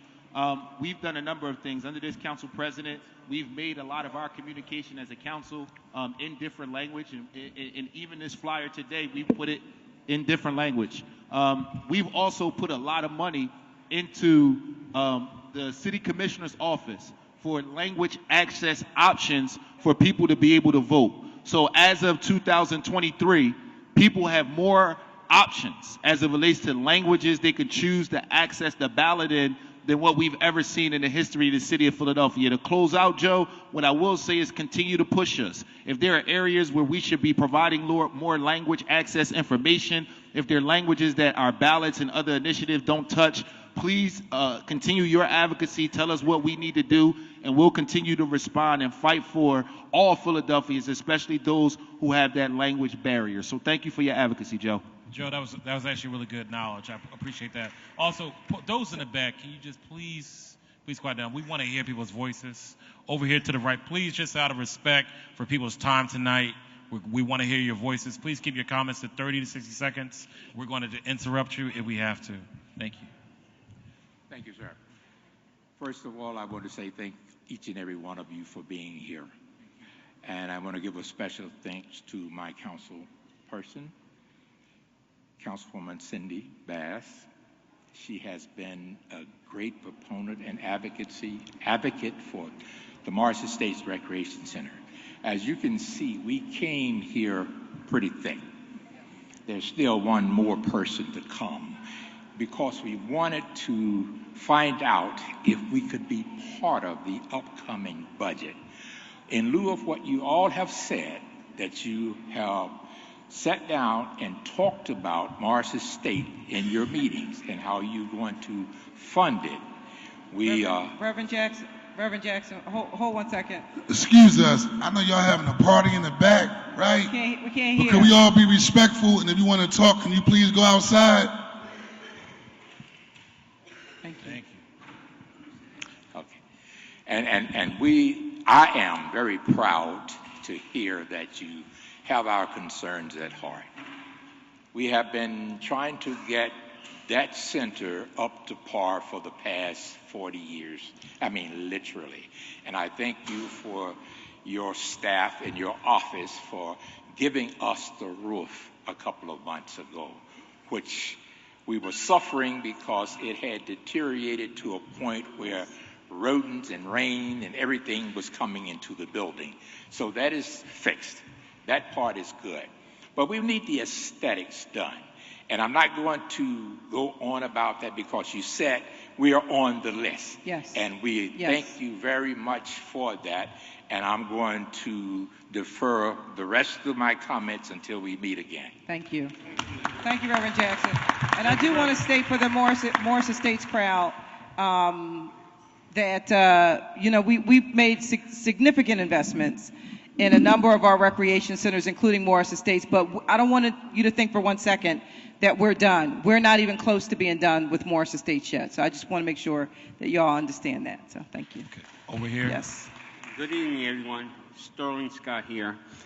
Got two issues. One, I'm a block captain in the 4600 block of North 16th Street. I also work with the Stanton Advisory Council, Citizen Congress of Nicetown. We have a building that was put in maybe 5-6 years ago, still hasn't got our Wi-Fi put up. The city has a program that serves the undeveloped communities with the Wi-Fi in the area. Again, we also need Marcus Foster and Barrett Playgrounds restored, rebuilt. That's half our problems, getting the parents and the students and the children to learn how to swim. Also, the school board can have classes in these rec centers, provided we have these buildings restored. We're going to keep coming here to whatever meeting to have until we get Marcus Foster and Barrett Playgrounds up and running. That's how we grew up. I grew up. I'm 71 years old. I grew up around a playground. Had all kinds of programs. Kept us out of trouble. Had neighbors involved. That's our problem. We don't want to speak up. We don't want to talk up. We just want to come here and throw shade at people or praise people. We pay taxes. We need the services. Us as men, we can get out here and we can control these streets. We don't always have to have the police watch everything. Thank you for speaking up. We are the eyes and ears of the city. Thank you. Thank you for speaking But I up would like to tonight. have these issues addressed. I have some other points.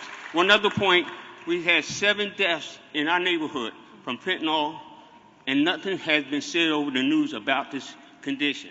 So we want to, like I said, I'm going to keep coming to the meetings and keep expressing what the community feels. So I'm speaking out for the community, not for myself. Being a block captain, I got a lot of things done without the city. Thank you for coming. I do want to say that City Council has discussed this. This has been something that's been a topic of conversation in our City Council budget hearings about the recent deaths from overdose in that area. So we're very much aware of it, have been working with the appropriate agencies to address it. And just because it's not on the news doesn't mean it's not on our radar. Okay. So I just, I'm sorry, I have to ask you to move on because we still have a lot of people and we're out of time.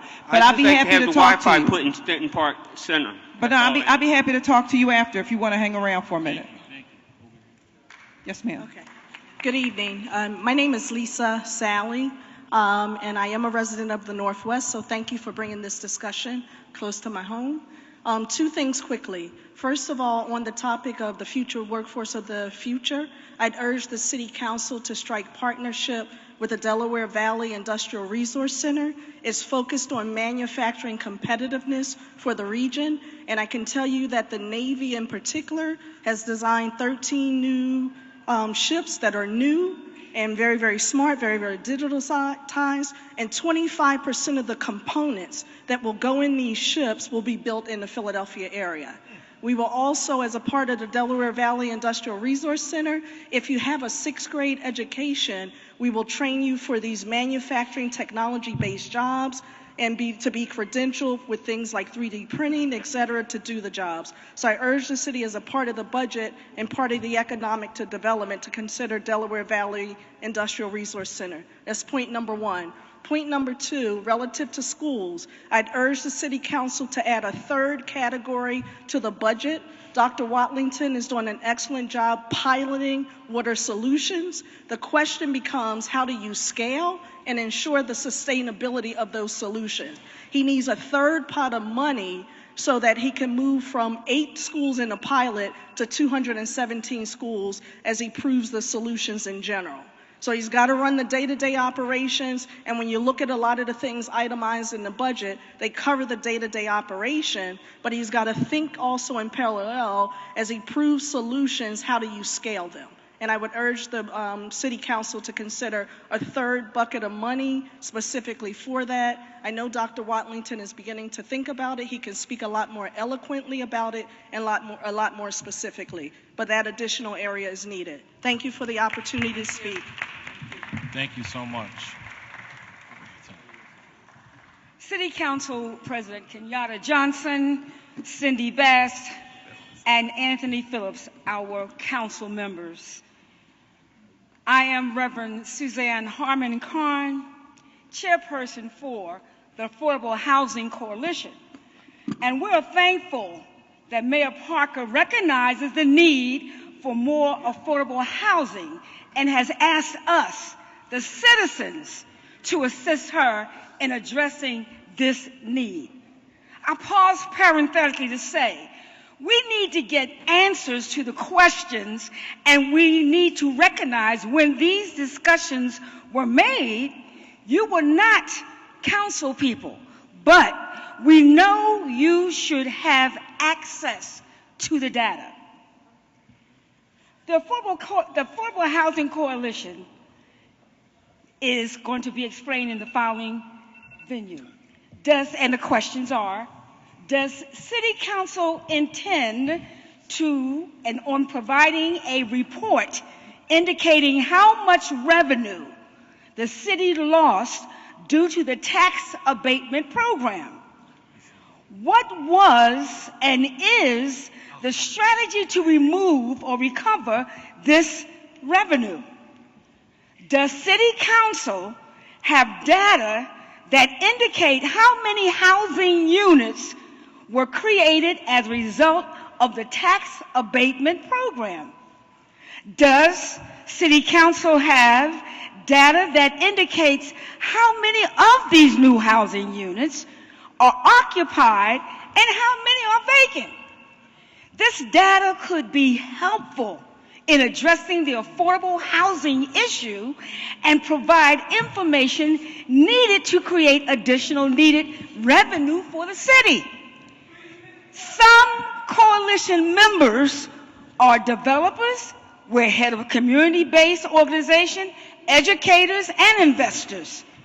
So as chair of this Affordable Housing Coalition, I support the efforts and concept of developing land presently owned by the city and presently in the land bank to generate additional revenue to reduce the cost of housing and provide additional revenue for our schools, recreation centers, community-based organization, and programs within the council districts where these properties exist.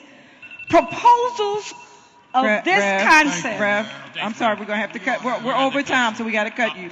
I also just want to recognize Councilwoman Nina Ahmad has arrived as well. Thank you. She came from another event. But we have your notes, but also if you want to put something in writing, it's submitted to council. Thank you ever so much. Thank you. Thank you, ma'am. Yes, sir. I'm going to be brief. I got 3 points.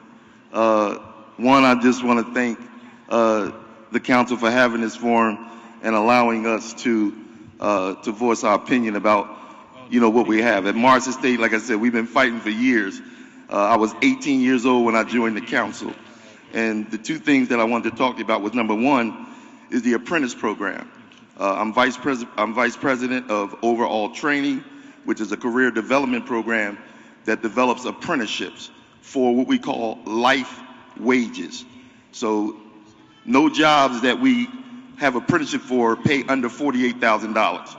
So every job is $48,000 or more. I'm working on a CDL program and an aviation program for more pilots as we speak. So those are 2 programs that we would like to partner with the city that's doing apprenticeships to try to help with that. Secondly, as far as wanting to get our playground, as far as the courts, just like all the other playgrounds in our neighborhood, because we have a crack there that was there 40 years ago when they first did it. So trying to get that done, and also to have because I'm in this condition now to be able to have handicap get up there. Yes. So that's what it is. So thank you for putting Marshall State on the council, and God bless. Thank you. Just a quick housekeeping and a reminder. We said this earlier, the last person speaking is that man in that light blue shirt on this side. We'll take comments for a card we have a 3x5 cards coming around. Lopez or someone can help out. And the last person on this side is the man in that black shirt right there with the dreads. All right? Thank you. Good evening, everyone. My name is Ann Dicker. I'm the president of Westmount Area Neighbors, and my neighbors care about trains and trees and transit and all the good things we've been talking here tonight. I really appreciate the fact that you are looking for more money for SEPTA as SEPTA faces this huge deficit crisis where we are looking at reduced services across the board.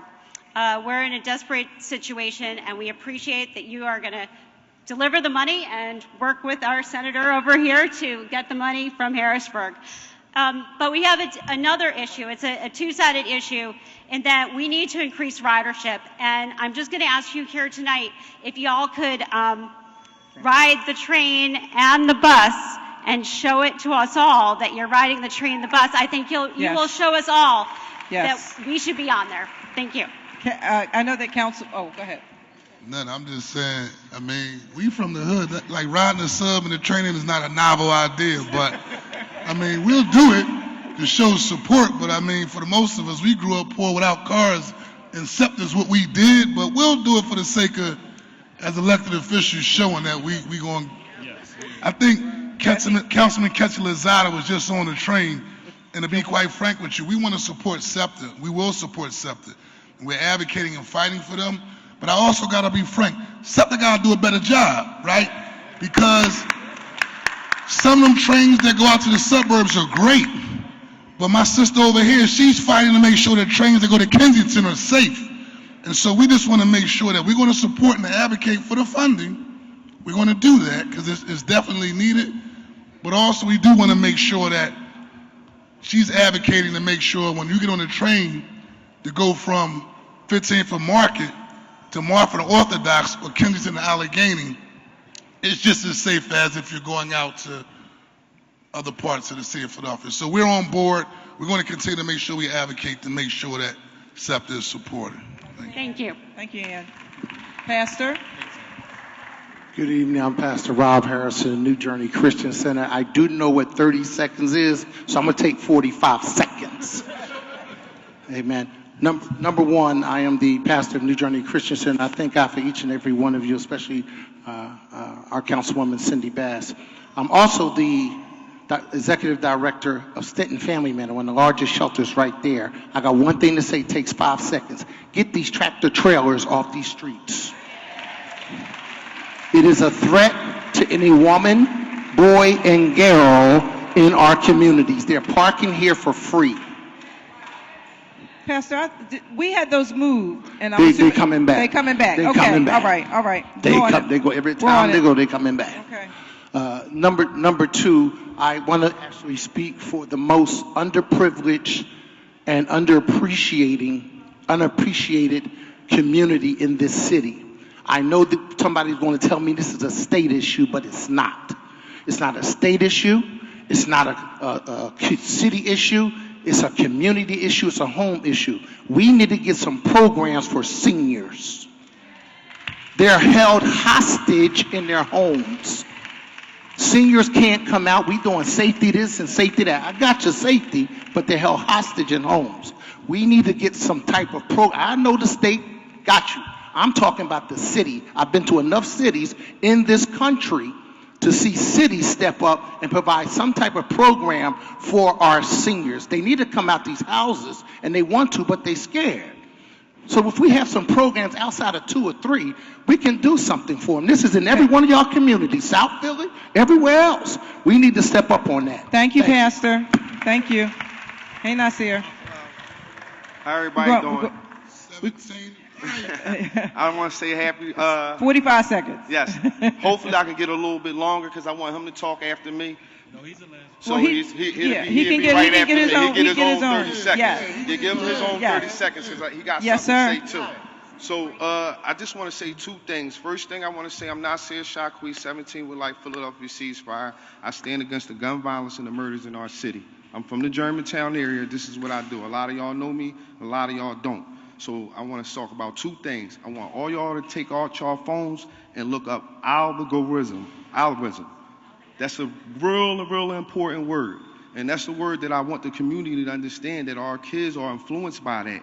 And that's the word that give you instructions what to do. So we got a lot that going on through the music and everything like that. And then a lot of people go around it, but they instructed, because I told the detective, if you look at the crime that he did, then you look at his phone and look at his YouTube, it matches the crime.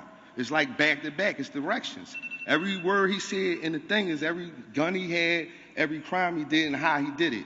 So that's algorithm. The second thing I want to talk about is the guidance program. I don't do a lot of talking, I do a lot of examples. So I'm gonna let Drew talk, and he's one of the kids I stopped from gun violence and murders in our city, among other people. And he's gonna tell you how the program worked for him. Sure. How y'all doing? My name is Leandrew McNeil, and I'm from 17 with Life and Ceasefire as well. So the first off, like not my guidance teacher, Nasir said, the guidance program. The guidance program worked for me. How? Well, before, like a couple years ago, I was in the streets selling a lot of drugs, doing stuff like that, just going all down like the wrong paths and stuff like that.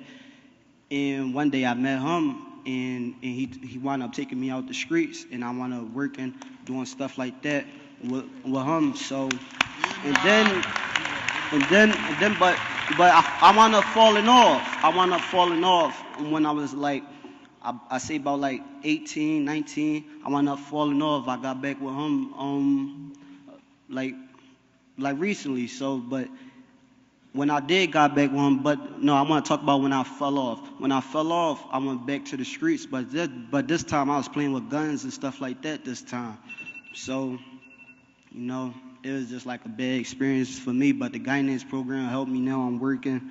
Now I got jobs, stuff like that, assignments. You know, it can really help the youth. You know, it can help the youth like it definitely helped me.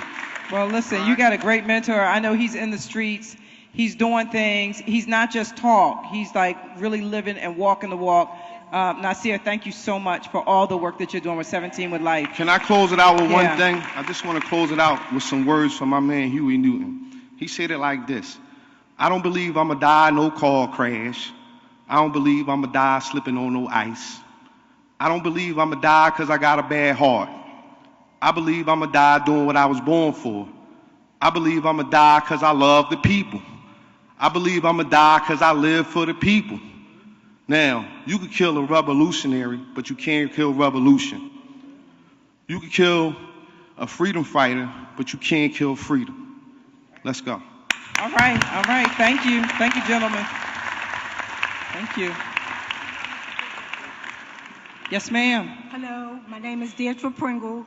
I'm standing in reference to the 5200 block of 6th Street and the 5200 block of Marshall Street. Thank you. Cindy Bass is my council person, and I will be brief because President Kenyatta, he did speak on one of my questions. And my question is, my concern is the driveway infrastructure program. I have been living in that area for my home for 30 years. So as neighbors, we have tried to get neighbors to participate in getting the driveway repaired, but that didn't work. Also, throughout those years, there have been men who have come together and tried to patch up our driveway. And with no avail, that didn't last. And I did do the procedures that required. I got the petitions. I got the pictures of my driveway. I got some questions and some concerns from my neighbors. And I would just like to say that our driveway is very dangerous. I can speak for myself. I fell in my driveway. Thank you. My neighbors, we have a lot of seniors that live on both sides of us. They feel unsafe walking and driving in the driveway. I don't want to cut you off, but what I would like to do is connect you with my staff so that we can make sure that we have your information and that your petitions have been submitted and that you are on the list. Okay. So, I did do that. where's my staff? Okay, so you can see Charles right here Mhm. in the blue shirt. Okay. All right, and so that we can take care of that for you. Okay, I have one more Well, question. we're really out. We're really over time. Okay. We're way over time, and we have quite a few people that we still need to hear from. And we're gonna go on the other side. People thought I was crazy when I said driveways and tractor trailers are important up here. I just wanted to ask, as a safety, I know there was a program with alley lights. With what? It's called alley lights. And I was wondering if that program was still in existence, because in our driveway, there is a lot of action going on. And I don't mean to be asking for a whole lot, but there is That's a okay. school. Yeah, There no, is a that's school, all right. 5120 North 6th Street, Thurgood Marshall Elementary School. And when the parents drop off their kids and pick them up, they speed through our driveway. So, ma'am, I'm going to ask you to see Charles, give him that information, and we're going to follow up directly with you. Your voice is heard. Thank you. Your voice is heard. Thank you. Over Thank you. here. Hello, my name is Cherie Hill, and for the past 20 years, I work with the Poor People Economics Group, and I work with Last Stop. And I've been to the different city councilman offices to get help for, like, shelters for the youth, and they all tell me that's not important. They don't help feed, they don't come out there and talk, they don't do nothing. So I'm just asking, like, do y'all have anything? Because y'all talk about stop the violence. I'm out here every single night, and I'm out here on Saturdays and Sundays feeding by myself at St. John's because they don't eat. And it's a lot of black guys out there who told me, because also at 9 o'clock, 10 o'clock, they can't get into the building because it's overcrowded. So therefore they left on the street. Then they can't get in the building because they ain't got no ID. If you're homeless, how you gonna get an ID? It took me 4 months to get one person an ID because they didn't have nowhere they lived at. They didn't have a piece of residence. I've been to all of the offices, not your office, but I've been to the ones that was before y'all, and they told me that's not important, but y'all talk about gun violence. Y'all talk about, prison reform. I had people who told me, man, Miss Cherie, I'm just about to go do a drill because I need to eat. I'm hungry. And when I asked y'all to come out, y'all don't come out. I had people tell me, it's too late at 9 o'clock to come out and feed. Or why you feeding on real meals? But I've been with the Poor People Economics Group, and I've seen them give 26 houses personally with my own 2 eyes. So, Not to cut you off, I want to make sure someone responds to you right now. So could we do this, right? Can you connect with the Somebody staff that's really gonna from do it. Cinder Bass or Councilmember Phillips' office, and even my office as well? That's not my area, but whatever we can do to be supportive, to follow up, because we did address this issue on our city council hearing today. Specifically, support for youth who are homeless was a big part of our conversation today. Can I also ask Pastor Harrison, before you go, if you could connect with this young lady as well, who runs a Stenton Family Shelter?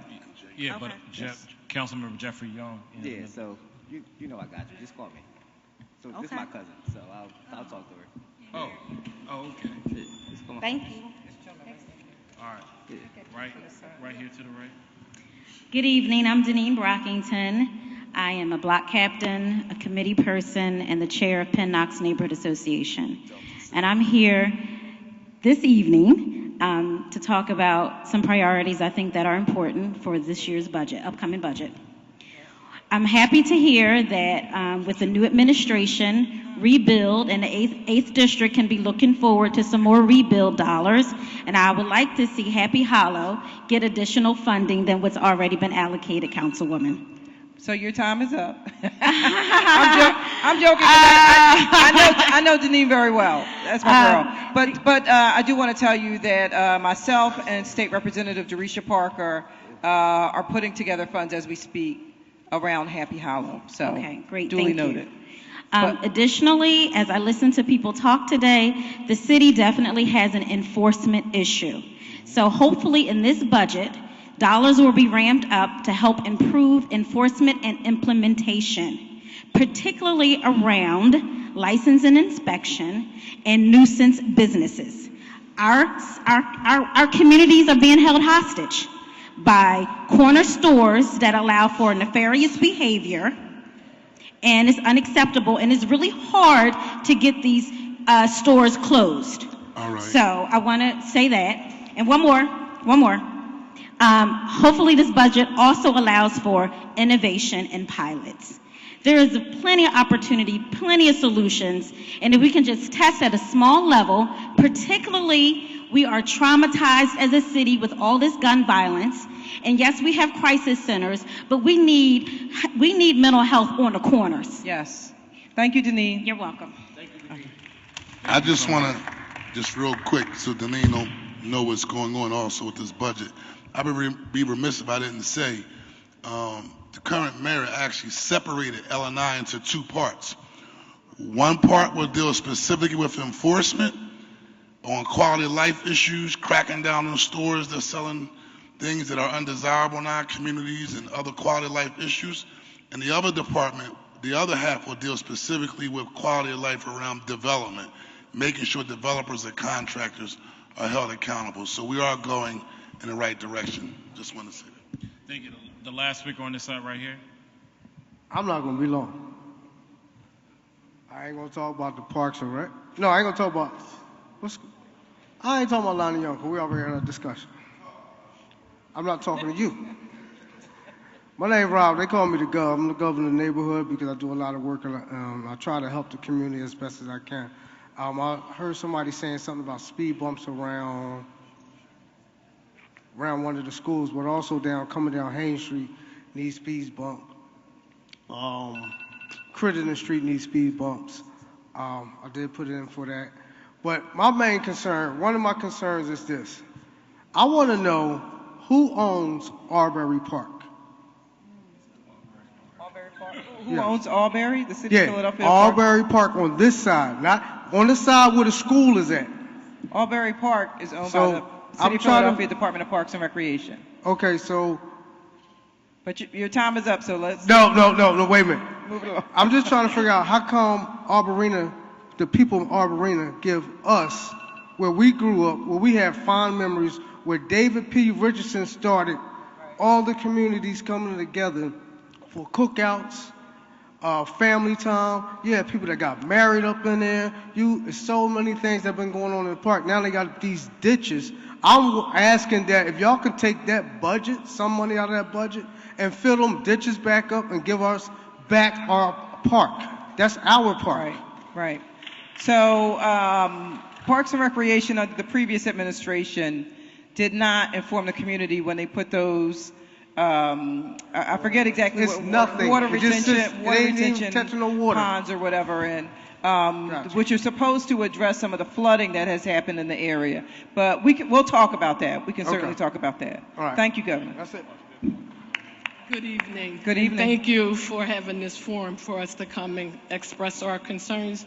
The young lady that was just before me, she really talked on what I wanted to talk about. My name is Angela Case. I'm the block captain for 1950 Penfield Street, from between Andrews and 20th Street.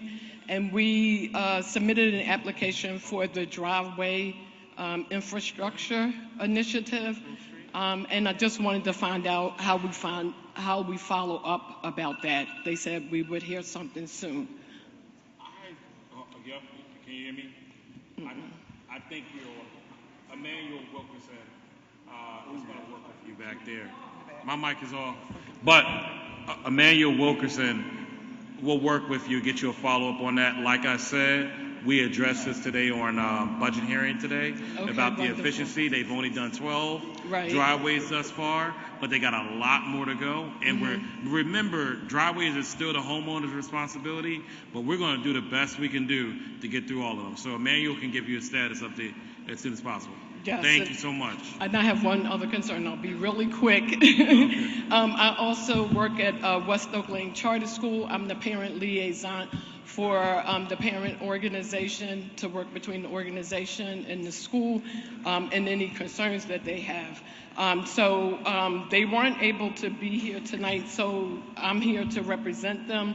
And we're happy to see that the mayor wants to have new people serve on the Philadelphia School District Board.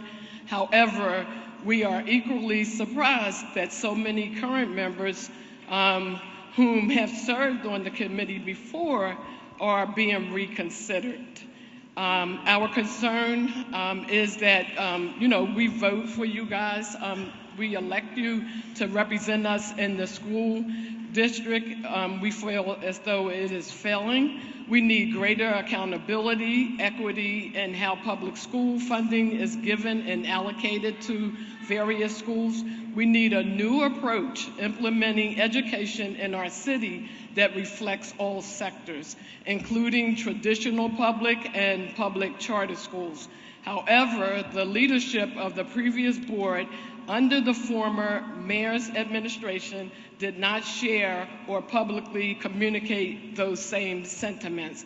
We have to move. Okay. Summarize, please. Okay. So, in a nutshell, I'm here to reach out to you guys to urge you to vote against the potential reappointment of Mr. Streeter and Mrs. Wilkinson to the Board of Education. Their past oppositions to charter initiatives raise concerns. Their ability to fairly represent the interests of the charter school, which are vital to the Thank you for your comments. Thank you very much for your comments. It's very important. Thank you. Okay. Good evening. Good evening. My name is Priest Sabadri, and I'm a charter school executive. I want to echo the statements of the West Oak Lane parent liaison that just spoke, but I want to make a different argument in terms of the problem with the previous leadership of the Board of Education. This is the most progressive council that we've had in Philadelphia in at least the last 40 years. Orlando on the extreme right all the way to Isaiah Thomas. Councilman Thomas has worked very fervently on all the issues that affect charter schools. There are two folks in this audience today, Lisa Sally and Cecilia Thompson, who are actually subject matter experts. Cecilia Thompson is by far the expert with the greatest depth in special education and everything related to the IUs. Lisa Sally is a very powerful independent voice and can speak to many of the things that have occurred in the tenure of the last leadership. Now here's what happened.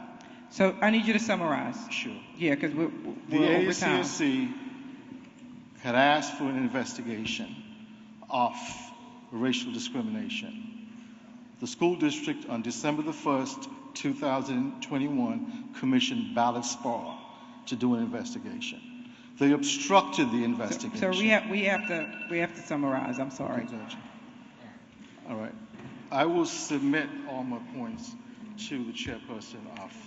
You know what? That would be great because I'm very interested in what you have to say. I would like to hear more, but I do apologize. We're just really over time. We're more than 30 minutes over time. But I would like to hear your comments. So if you want, you can submit them in writing. 30 seconds. So 30 right seconds. now, there's a federal lawsuit. You're 2 minutes over. But go ahead. Hurry up, please. There's a federal lawsuit with Memphis Street Academy and the School District of Philadelphia, and they're obstructing discovery of all the information that was in the redacted Ballot Spa report. Okay, thank you.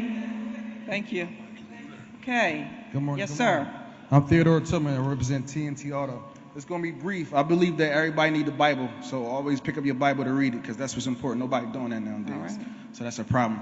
So I think we need to work on the water. The water is horrible. It's killing our adults. It's killing our children. It's killing everybody. Our food is horrible. As far as the food and the stuff they put in the chemical cereal,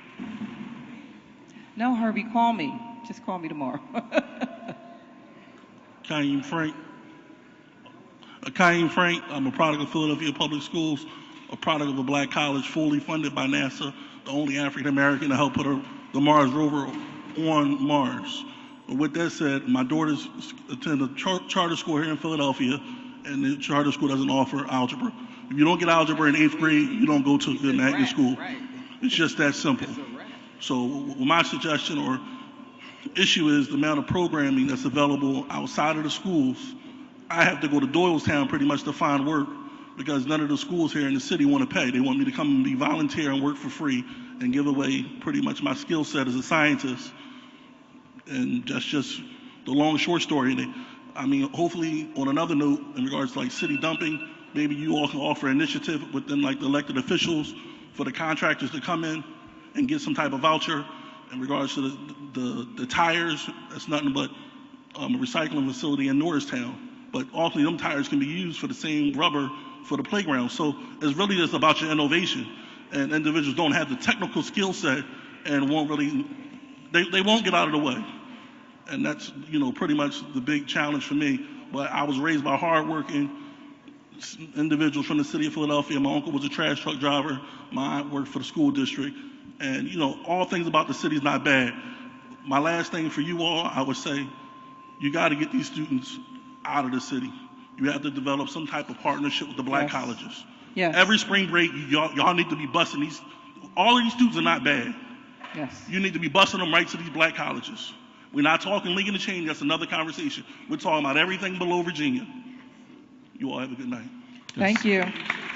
And our last speaker, I'm going to ask Pastor Paul from Piney Grove Baptist Church to say a word of prayer to close us out. And I know you wanted to say something really, really, really briefly before that. But if you could close us out with a word of prayer. And also, I'm sorry.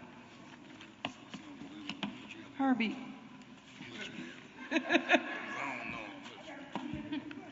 You got a 2-minute complaint. You can get 5 minutes if you just call me, Herbie.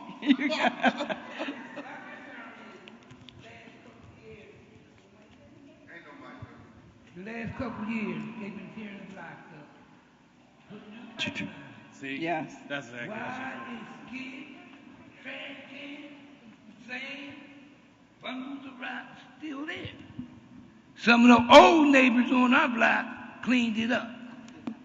I got that across. The second thing is, Cindy, thank you very much. I know you've been working very hard with us about these speed bumps. Yes. I go to Corinthian Church. Yes. Accidents out there every day. There's a daycare there. Emotech up the street. Yes. We have funerals. Cars come and break the procession. We're sitting people. Who do I have to see next about our speed bumps? We put the things in over 4 years ago. Cindy told me. Yes. Turned it into traffic. Yes. All right. You are, Herbie, we did talk about this last week. Yeah, but I'm saying. And you are, no, you. Thank you so much, So, sir. but you- we're but you gonna are- turn it over to Reverend Paul. Thank you. But the point we I are- want to make is that your block that you gave me last week, it's on the list. So we talked about it last week. It is on the list. But we can follow up. We can talk again. All right, Reverend Paul. Briefly, Thank brief, Reverend Paul. Let me know when I got to step. Okay. All right. Wait, hold up. Don't go. Thank the Lord for our councilmanic people, our president, Sidney Bass, my city councilman. I just want to share briefly about the fact that the Sheet Metal Workers Union Local 19, which I've been a part now, going on 51 years or better, amen. And the sheet metal workers are the second largest union in the city of Philadelphia to have Afro-American workforce development. I'm thankful to God. God allowed me to be a part of that effort. Presently, we're looking for young men and women. Even if you got a felony, we can help you get in to have a career in the Sheet Metal Workers Union Local 19. We install heating and air conditioning system in the commercial building. I will come to your facilities. I'm a recruiting officer. I will come to your facilities, to your homes, your churches, wherever I can find. I'm going to be with Councilman tomorrow at his job fair. Wherever I can find an open door to tell them about an opportunity to have a career, not a job, but a career in the Sheet Metal Workers Union Local 19. Presently, President, we're starting you out about $23 an hour to start net. Your gross in 4.5 years right now, our journeyman making $115 an hour. And we could tell anybody about how to have a career in the Sheet Metal Workers Union Local 19. I'm proud to be a proud union. Prayer? Thank you so much, Reverend Paul.